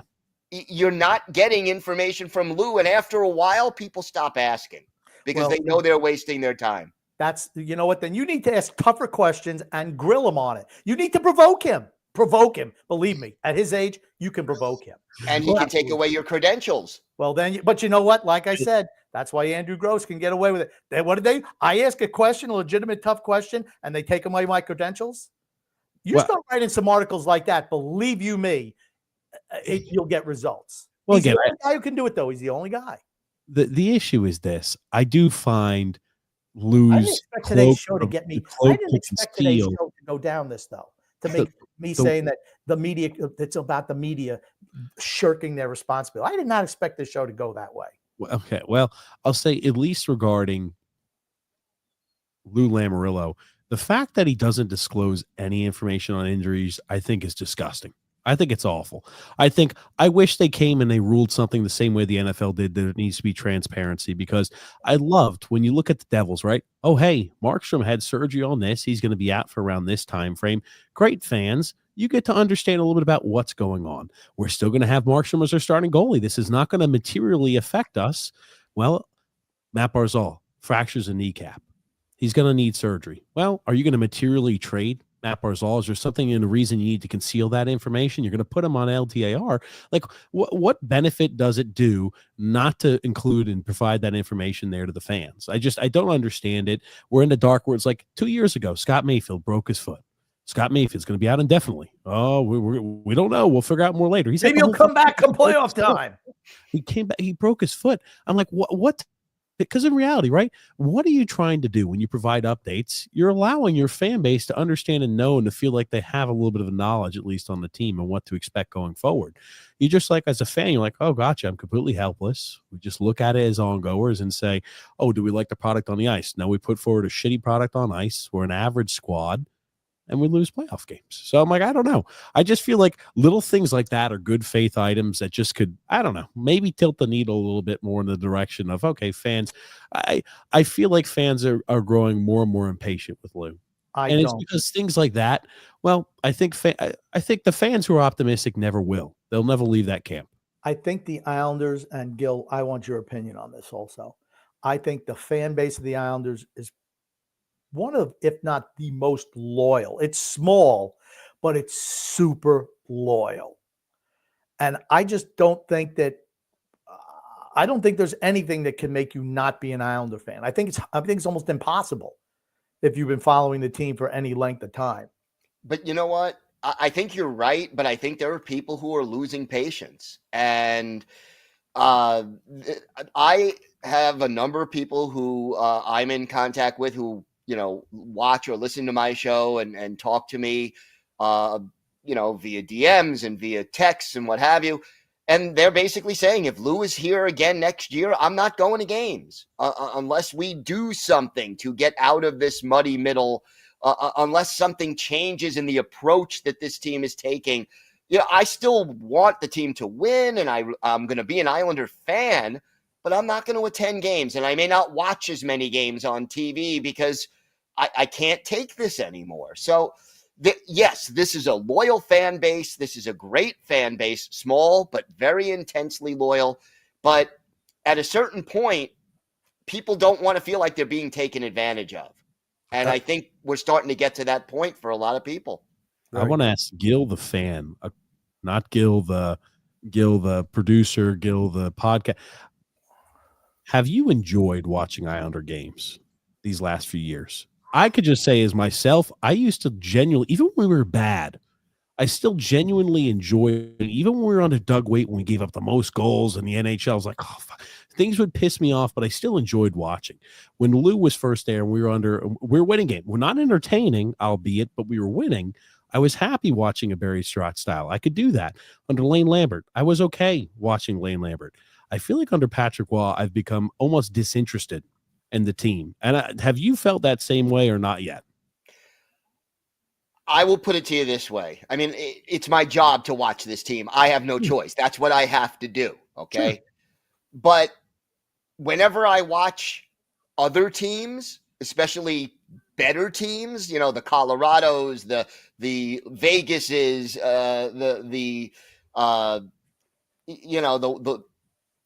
the better teams, the Winnipeg Jets. Wow. I mean, when you watch those guys, I remember how good hockey can be. I remember the Team USA, Team Canada first period tonight.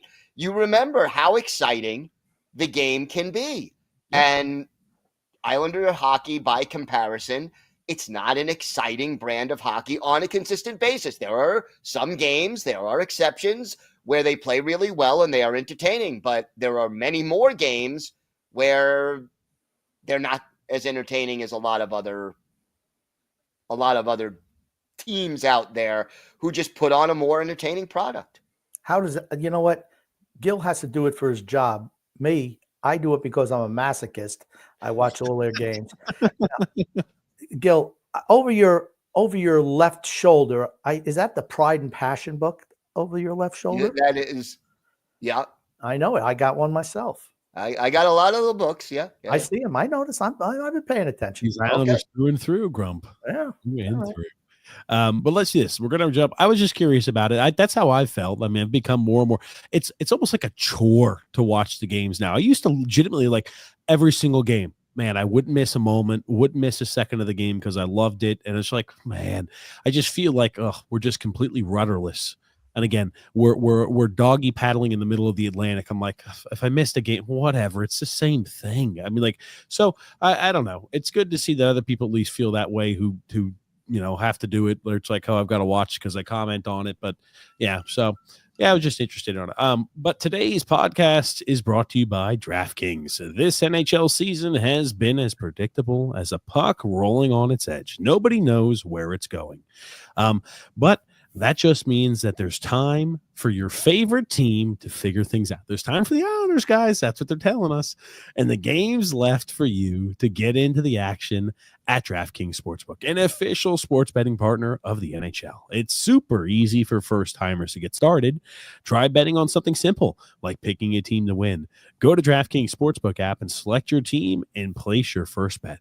And if you're new to DraftKings, listen up. New customers can bet just $5 and get $150 in bonus bets instantly. Bonus bets. Download the DraftKings Sportsbook app now and use the promo code THPN. Again, that's promo code THPN for new customers to get $150 in bonus bets instantly when you bet just $5. Only on DraftKings. The crown is yours. If you have a gambling problem, call 1-800-GAMBLER. Or in New York, call 877-8-HOPE-NY or text HOPE-NY. In Connecticut, help is available if you have a gambling problem. Call 888-79-77-77 or visit ccpg.org. Please play responsibly on behalf of the Boot Hill Casino and Resort in Kansas. You must be 21 years or older, and age varies by jurisdiction. It's void in Ontario. New customers only. Bonus bets expire 168 hours after issuance. For additional terms and response resources, see dkng.com/audio. NHL. Yep. So anyway, getting back to it there. I want to start jumping in some comments. So sorry, I probably did not do a good enough job. X is not here today, integrating comments along, but hopefully I didn't go ahead and. That's okay. I'm in charge of reading the comments. We don't. It's a reading.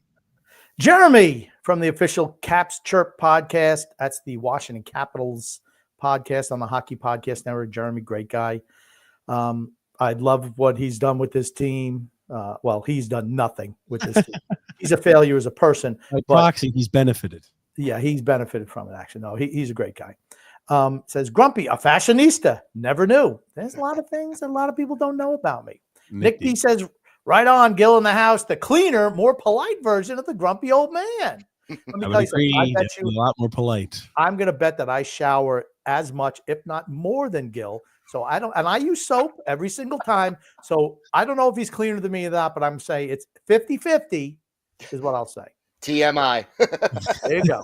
There you go. Nick D also said, don't forget to smash the like button. Absolutely there. Polly Mazda, Grump. Duclair was a do-nothing signing. Playing injured or not, 8 points in 26 games really is horrible, particularly for a first-line player. I just add that in myself. Any player that puts decent point production on other teams never seems to produce the same here. The reason I still have that up is I do feel like there are some of those guys that we bring in where, man, they're producing it in system A and they get to us and they just never fulfill, what our expectations was. Besides Duclair, when was the Islander that we brought in that you were expecting to produce that just never did? Grump and Gill. Me? I can't even think of one. We never brought anybody in who expected to do anything. Andrew Ladd. I had expectations for Andrew Ladd. Andrew Ladd? Really? I had expectations for Andrew Ladd. I did.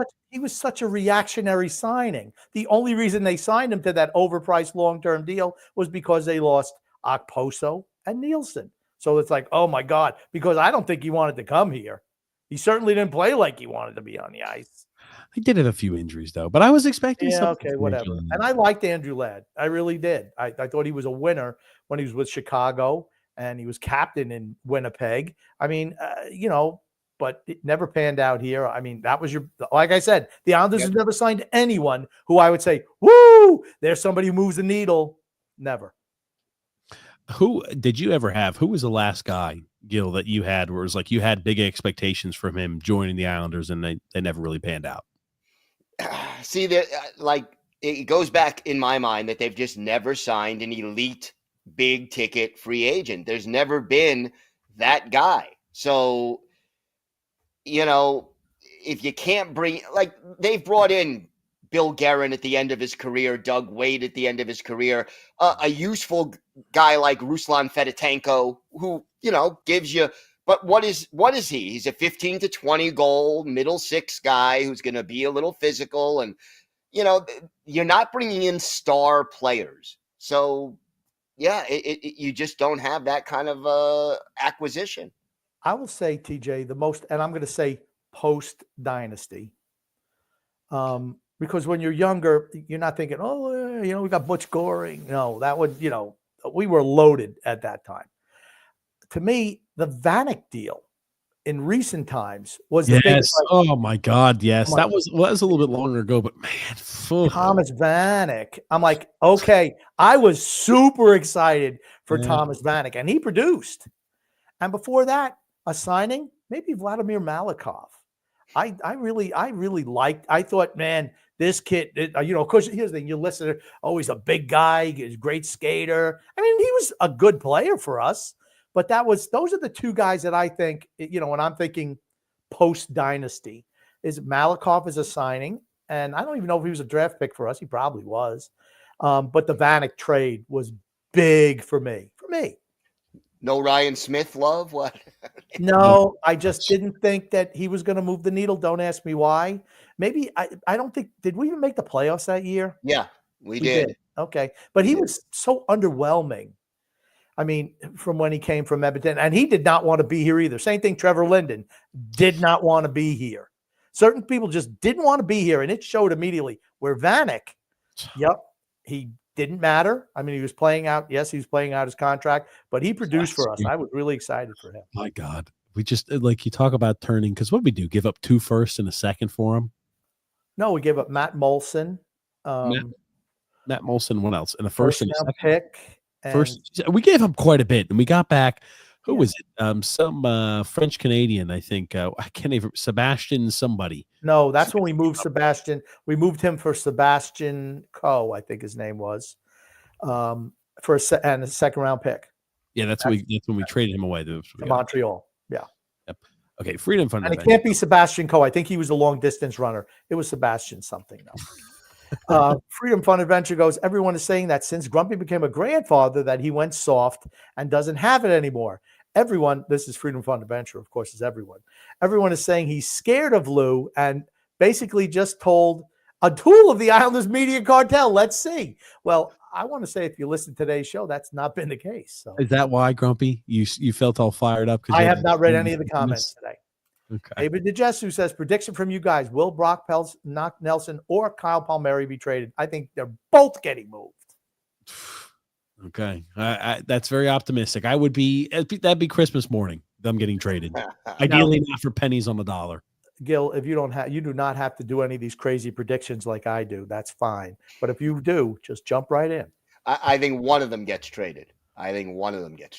They both got to be moved, both of them. I agree they should. Both families. with Lou Lamoriello, what should be and what is are very rarely the same thing. Okay, so Gil's 1, I'm 2, and how many you, TJ? 0? 0 with additions to the team. Okay, even better. I told you where my stance is on him. Matthew Sklarov says, good evening, gents. Crazy game between the U.S. and Canada. Let's go. It's 2-1 in the third period. 7.5 minutes to go.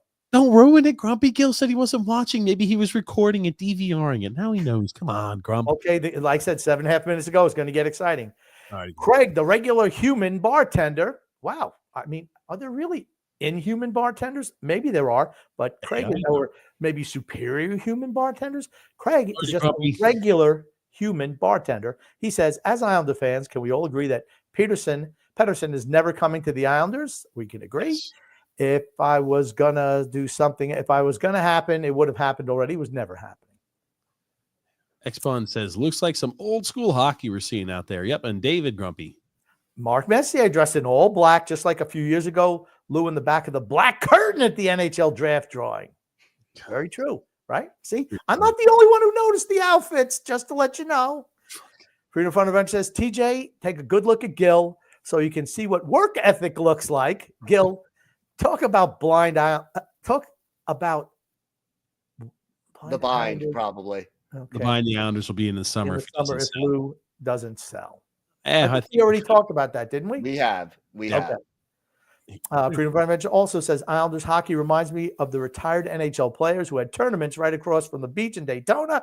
They were Hall of Fame players, but it was boring. No hitting, no fighting, or D, a beer plus golf. Very good. Hashim Kirkland says, you're wrong. It's quicksand, and every year we go deeper, deeper, deeper, and deeper.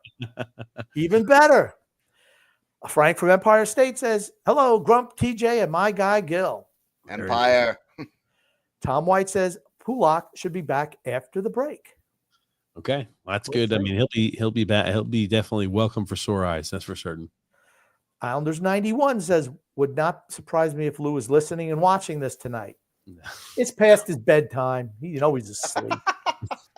David Jajesu says, this year especially will determine the fate of the franchise for the next decade. We have Nelson, Palmieri, and Noah Dobson. It's obvious Lou wants to buy, not sell. I think so too, unfortunately. Sadly. David DeJesu once again says, unless Brock Nelson is offered 4 to 5 years and 7.5 to 8, he's not re-signing an extension, especially with the NHL cap going up. Absolutely. We should not even consider a contract for Brock Nelson. We already gave him one. That's the problem. Could you see the Islanders kind of like getting put? I just don't think Lou would be kind of cornered like that. Oh, I don't know. I do think they want him to be back on the team. I know Lou wants him back on the team, but he doesn't want to be there. The best thing for the team.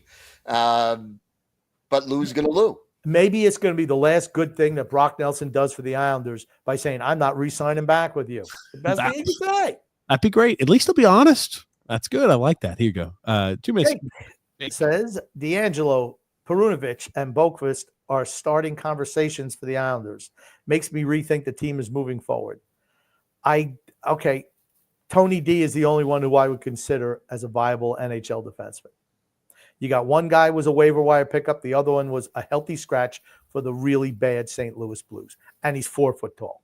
He looks he looks just like, it's like, why are there children out here? Aren't these the guys they skate in between periods when they send the mites out there? I mean, that's what it looks like to me. He's just tiny. Look, as far as I'm concerned, these were great stopgap pickups, but they're not guys you're building around. No. With the possible exception of D'Angelo, if he can stay, if he can continue to play well on the ice and behave off the ice, which is asking a lot based on his history. Yes. Another one of those guys with a lot of teams in a short time frame. So, there's a reason for that.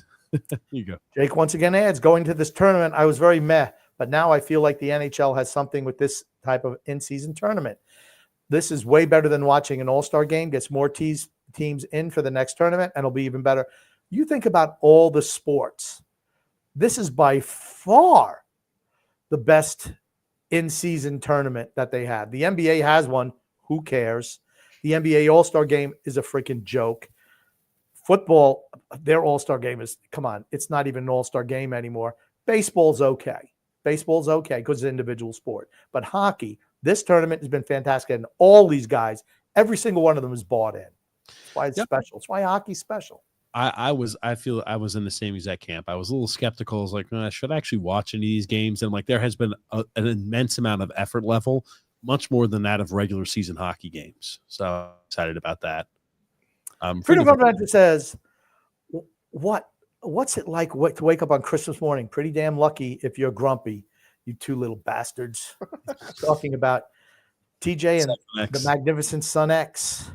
David DeJesu said, by the way, Gil, you want to know what I got for Christmas from my sons? What'd you get? $100. Dungats on a stick. Absolutely freaking oh shit! You got $100. Stop that.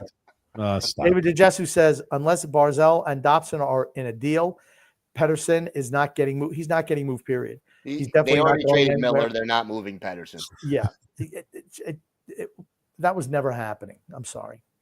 Yep. We agree. Nothing but smoke. Frank from Empire State says, and he's yelling this at you, TJ. TJ is so millennial that it really hurts to listen to him. Hurts. Now, TJ, you know something I think? Listening to your little dulcet tones today, I thought you could be somebody like on NPR radio. Hey, I'm not sure that's a good thing. The delicious dish. Yeah. Or smooth jazz. Hey, let's play a little bit of Miles Davis. Freedom Adventure goes, can we get Elon and Doge to audit the Islanders? Oh, gosh, I don't think we'll like the results. David DeJesu. David DeJesu says, my prediction, Malkin sells the team in 2028. When Malkin goes, Lou will go. Ugh. Lou is grooming Johnny Boychuk to be the next general manager, and Waugh will end up as the next coach or GM of the Canadians, of a Canadian team. I don't want Johnny Boychuk as general manager of this team. Why? Tough to say. He has zero experience. This is going to have to be someone who is an established, now I'm not saying a current day NHL GM, but somebody who's at least been an assistant for a number of years. I like the little Q-tip from Carolina, who's now their GM. I liked him. You listen to this kind of like, I mean, my gosh, what a computer geek he is. But you know what? Whatever Carolina does seems to work out for them. So I don't know about Boychuk. I'm like, I don't know. Oh, no matter what, whoever we get as a new GM, we're going to have no idea what to think about him because like we're not, it's not like we're going to hire a guy who's been an active GM. Probably we're going to go a different route of an assistant or a guy like Johnny Boychuk. So we'll have no idea. Well, so it's someone who's never been a GM. So I guess that cuts out Fredo because I don't think what you consider. No, he's never been an NHL GM. Grumpy Fredo. I don't even think he's an AHL GM the way he operates. You know, you think about it. He's preparing the Islander players who the Bridgeport's the worst team in the league in the AHL. He's just preparing for when they get them up to the Islanders. They know what to expect. Drew says, honestly, if that's what it takes to bottom out and finally start a rebuild, why not be for Fredo? He'll get fired in 2 years anyway. Could you imagine this show if Fredo was the GM? Oh my God. Poor Fredo. I actually would feel bad for him. Oh man. Good Russia for Fredo. That's right. Goon says, Gil, do you agree Son X is similar to Butch Goring? He was the missing piece of the puzzle that made the Islanders Never Say Die podcast a true podcasting dynasty. Have you ever seen Son X? I do not believe I have. He's well, that's my other son, and he actually is on our TJ and the Grumpy Old Man show, which will be tomorrow night at 8:00ish, where we'll be recapping the Super Bowl and other things. So there you go. I'm sorry. I want to put this up. There's a few things, and I don't know why I just didn't check my DMs right now, but thanks, Drew, for saying this. Per industry sources, Noah Dobson has changed agents from Andrew Maloney to Judd, whoever the hell that is, and Oliver Fortier of Wasserman. That's bad news for the Islanders. I would say that's probably not good news. If you're changing up agents, obviously Noah doesn't agree with what Andrew Maloney was preaching into his ear about what he should think about regarding contract extensions. So I'd say that there's probably a little bit of an issue. I will say one other thing. If Noah Dobson does not want to sign a long-term extension, bye-bye. You got to move him. You cannot let him be a one and done. Cannot let that happen. And I want to play this clip here. I think he was offered up in one specific case in some trade rumors. I think he was offered up in one specific case. I don't believe he's been generally available. So I'm not sure if that has anything to do with it. But, I think if you're ever going to change your agent, it's going to be right before you negotiate a new deal. Because if the way it works is if Dobson was to get a new contract and then switch, the agent that negotiated the contract gets, I think, 90% of the commission. Yeah.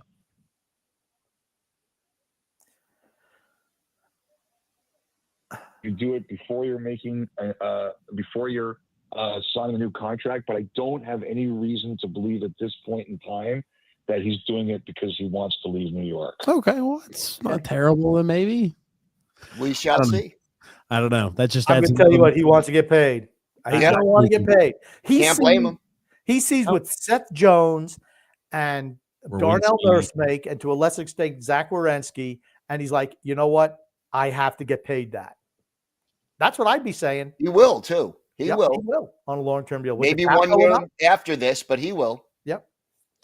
Thomas Grump. Thomas Antonetti says, good evening, gentlemen. Upon return from the Four Nations, what's your take on what Lou will do prior to the trade deadline? Do you see Dobson being moved? No. And do we really think they'd resign Brock? I don't think Brock wants to resign. Just one question from this there, because I think we've addressed most of it. Do you think Dobson could be moved? And what do you think the likelihood of that is, Gil?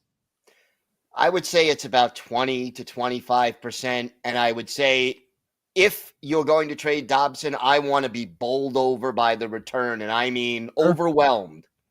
2 first plus is what I'm thinking about for a guy like that. And again, if he's not willing to sign back long term, see you later. 2 first plus, like a high end prospect. That's what I'd be looking for. What, are you actually saying you'd rather you have to get something and can't let him go for nothing?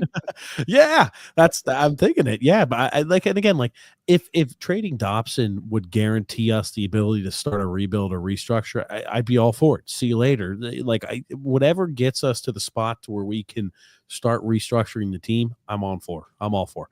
Greg Grumpy, Greg Prado, Grump. Chaps, Greg Prado here. Just in case we didn't know, by the Greg Prado on the sign-in. My 2 favorite Islanders podcasts have joined forces. Is this almost like if the Beatles and the Stones collaborated on a song together back in the 60s? Well, we came close when the Stones covered I Want to Be Your Man, but that's about as close as we got. As close as it gets. Freedom Fund of the Venture. Lou cannot return. I mean, cannot return. He's cow shit. He's just cow shit. Okay. Achieves nothing. Prospects don't develop once they hit bridge. Tiny front office. Why is it all about what one man who hasn't had success in 20 plus years wants? You can't. Because he's the boss. That's why. You know who should be the boss? The owner. That's who should be the boss. Here you go, Grump. Michael Kuzia Carmel says, predict the next Holmstrom contract. That'll be a bridge deal. It'll be a bridge deal. Huck Meta. Right on, Gil. Great timing for a visit. I know you're in the boat. I don't know what boat you're in, but hey, boat is sail. Oh, okay. Gugun says, Gil, in your estimation, who won the Hard-Fought War in 1979, rock or disco? I think rock had the edge.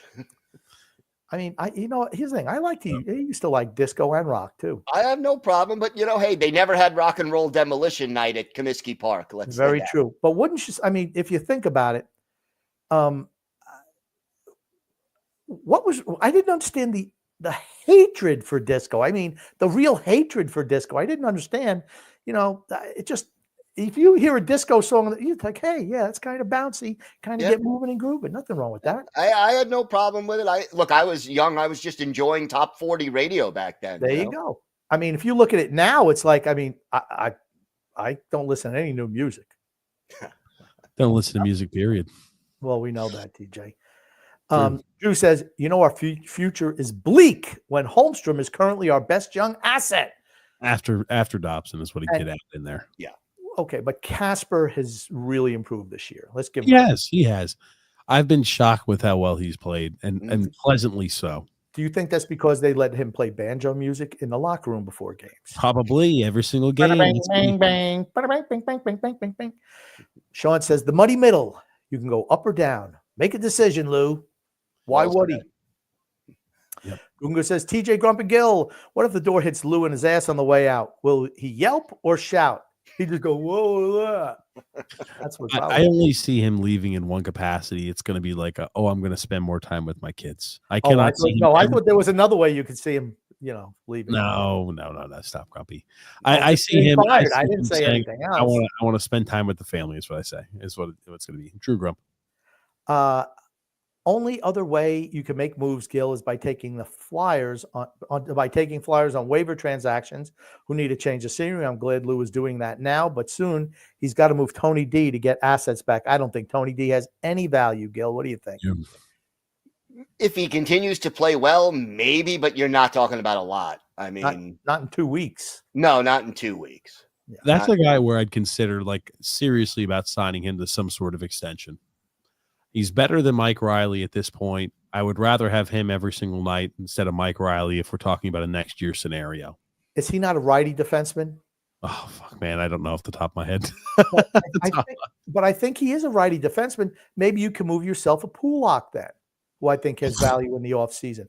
If you're moving on from Nelson and Palmieri, that means that you're making the transition to a rebuild. I know in recent years, retool, keep it friendly for the masses. It's a rebuild. So I don't have any problem then moving Pulock or anyone like that. And you're going to need somebody to fill in those spots. And if you get Tony DeAngelo on the cheap, you move a Pulock out, you get yourself some more assets. That's my He is a right shot, by the way. There you go. See? There it is. Tom White, rescue. Tom White says, is ownership blind with what ludicrous Lou is doing? They have to make Lou accountable for his stupid contracts he's handing out. Very true. 100% I think as long as they see dollars coming in, that's all they care about in the short term. David DeJesu says, these guys Lou resigns, third and fourth liners are Lou guys. I love Matt Martin, but he's a guy that is completely finished. Someone like Engvall is another Lou guy. He came from Toronto where Lou was an advisor. True. And Lou loves his guys. That's and right. He's loyal to his guys to a fault. To a fault. Not trading away Zdeno Chara because I told him if he didn't want to get traded, I wouldn't. And things like that where I'm like, oh, shit, man. I made a handshake deal with him. Fuck. Well, does that mean he wasn't getting paid every week? I mean, I thought that was you were getting paid, bro. I mean, no offense. And Zdeno Chara is back with Boston now in an advisory role. Freedom Fund Adventure adds, the Islanders don't have rookie camp following the draft. Well, how can you when you have no draft picks? When they do, it's too late for college guys to attend, so you don't get to coach on the ice or weight room for 3 to 4 years, if ever. Teams put rookies in tournaments. Astute observation by Freedom Fund Adventure. Gungun says, Gil, are you familiar with the hockey prophet-like insights of Phil's facts? If so, is he like Nostradamus or Sad Sack? I think he's a provocateur. Phil's a slime ball in a sea of pus. But we love Phil. He's a great guy. Frank from Empire State says, Chernobyl Lou. LOL. I like that. He did. Okay, true. Drew says, honestly, not to go off topic, but if there was a team as far as a roster construction is very similar to the Islanders squad that has no hope, it's the Philadelphia 76ers. We're not changing. We don't mix sports on this show, Drew. Next. Oh, God. We did Gil Hodges. Oh, that's okay. Grumpy doesn't talk basketball, and neither do I. So it's like talking another language to us. I'm getting back into college basketball this year, though. It's been a while since COVID. COVID killed me for basketball. It really did. Maybe because Duke's good again. That Cooper Flagg kid is outstanding. Freedom, but those are the type of things we talk about. All right. The Old Man Show, Sunday nights. Freedom Fund Adventure says, my version of the water analogy. Islanders, Jack from Titanic, is freezing, hanging onto the door before Rose drowns him. Rose was the real villain in that story. And you know what?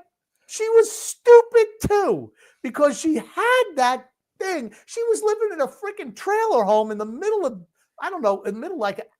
New Mexico somewhere. And she had this $1 billion diamond and she just tosses it overboard.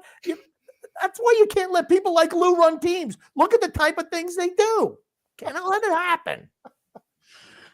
Joseph B. Maybe it's going to be Rose Lamarillo. Maybe it won't be Lou anymore. It'll be Rose. And we could just have them throwing I would just do a picture of the island, just throw it into the The ocean. Hope Diamonds are first round draft picks and prospects like Atu Ratu, just throwing them. Woo, see you Heart of the later. ocean. Joseph Bavona says, Gil's the man. Glad you guys brought him on. I listen to his Locked On Islander podcast every day. He's actually slumming it hanging with you two. Thanks for the shot, Joseph. Drew reviews. Drew says, Grumpy, just had to remind you, Ohtani is better than the Babe. Thanks for the reminder. That's right. It's the truth, Grumpy. Again, Drew's the back of his head still hasn't hardened up yet. But we forgive him. It's okay. We love him too. Says, Gil, do you agree that Long Island has never been quite the same since the grumpy old man was traded away? What will you buy him this year for his birthday? I don't know. When's your birthday, Grumpy? See, here's the thing. My kids get me nothing. Hey. Oh, my God. Woe is me. Cry me a fucking river. Yeah, we get you something. Stop that bullshit. I don't know. Here it is. Almost March. Christmas came and went. We got you a fucking Hulk Hogan signed picture. Did you forget that already? That was for my birthday, not for Christmas. That's what I just told you. That was your birthday present. You got $100 for Christmas. Wow. Oh. What did you get for Christmas? I forget. Don't know. Next question. Next comment, huh? David DeJesu says, I do believe all his ownership cares about is making the playoffs no matter what to make of those 2 extra playoff games to cash in. That's not good. I think they care about one other thing, real estate. Uh-oh. All right. Mm-hmm. Well, you know what? We're not touching that. We're not touching that. You and You're not TJ saying I'm wrong, though. No, I'm not saying you're wrong. I just don't want you and TJ touching that third line at this time of night. No. Freedom Adventure says Lou is good at putting out fires as they are in Los Angeles. Lou states what he wants to do, can't pull it off, and then takes the path of least resistance in the moment. I like that. Huck Meta says Duclair was a pick a card. I look at DeBrusque, who was stalling at the start and now is again. So that's about lineup matching. Duclair hasn't been 100% to really see where his game is or fits. I hope that cup's still half full.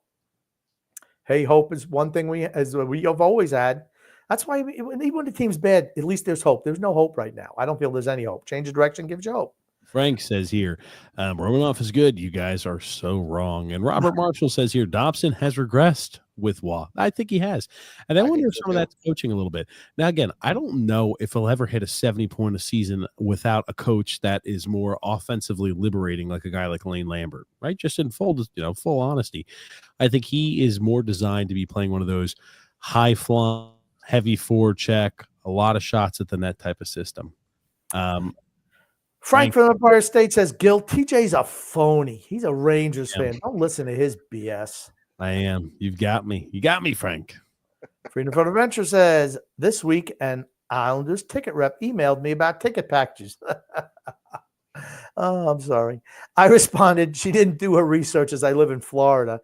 And then I told her everything I thought. I did not get a response. You know what? Why. Those will just go zoop. All right, don't contact him again. Fair enough.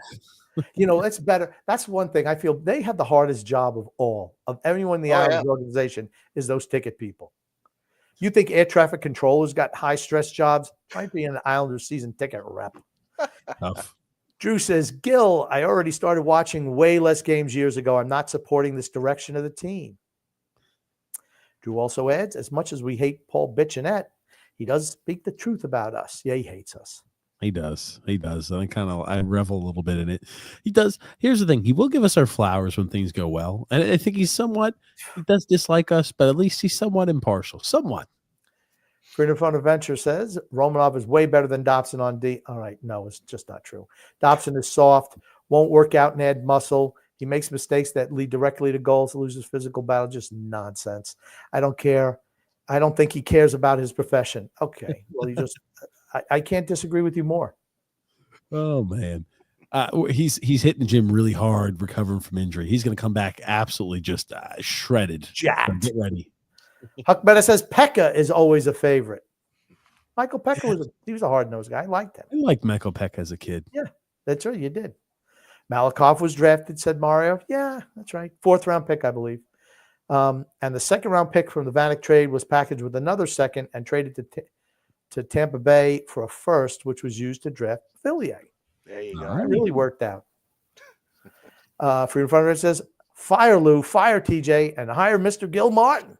There it is. We got a lot of those. Fire TJ, hire Gills. So we'll say that there's a lot of them, but we'll count that as all of them. Freedom from Adventure says, if Son X watched the games, even X would be able to see Dobson as a liability, and this fake narrative TJ and Grumpy created to defend Dobson was as fake as government explanation for JFK's assassination. That feels pretty strong on that one. That is pretty strong. Well, at least it's not all caps. Not all caps this time. And Dirk. And here's our boy Dirk from Germany. Always a pleasure. I think we should trade Dobson and sign Simon Casper long term. I'd be fine signing it. Well, Like Casper has no market, so no, he'll get paid. He'll get paid. He probably doesn't get like what, like three and a half he's million. not getting $4 million. He'll probably get 2.5. No, 3 million. I think 3 is fair. He's not even up this year, is he? I think so. Right? He's got. Not sure. I don't Gotta know. double check. They should preemptively sign him. Give him a long-term deal just to really burn Grumpy's A ass. futures deal.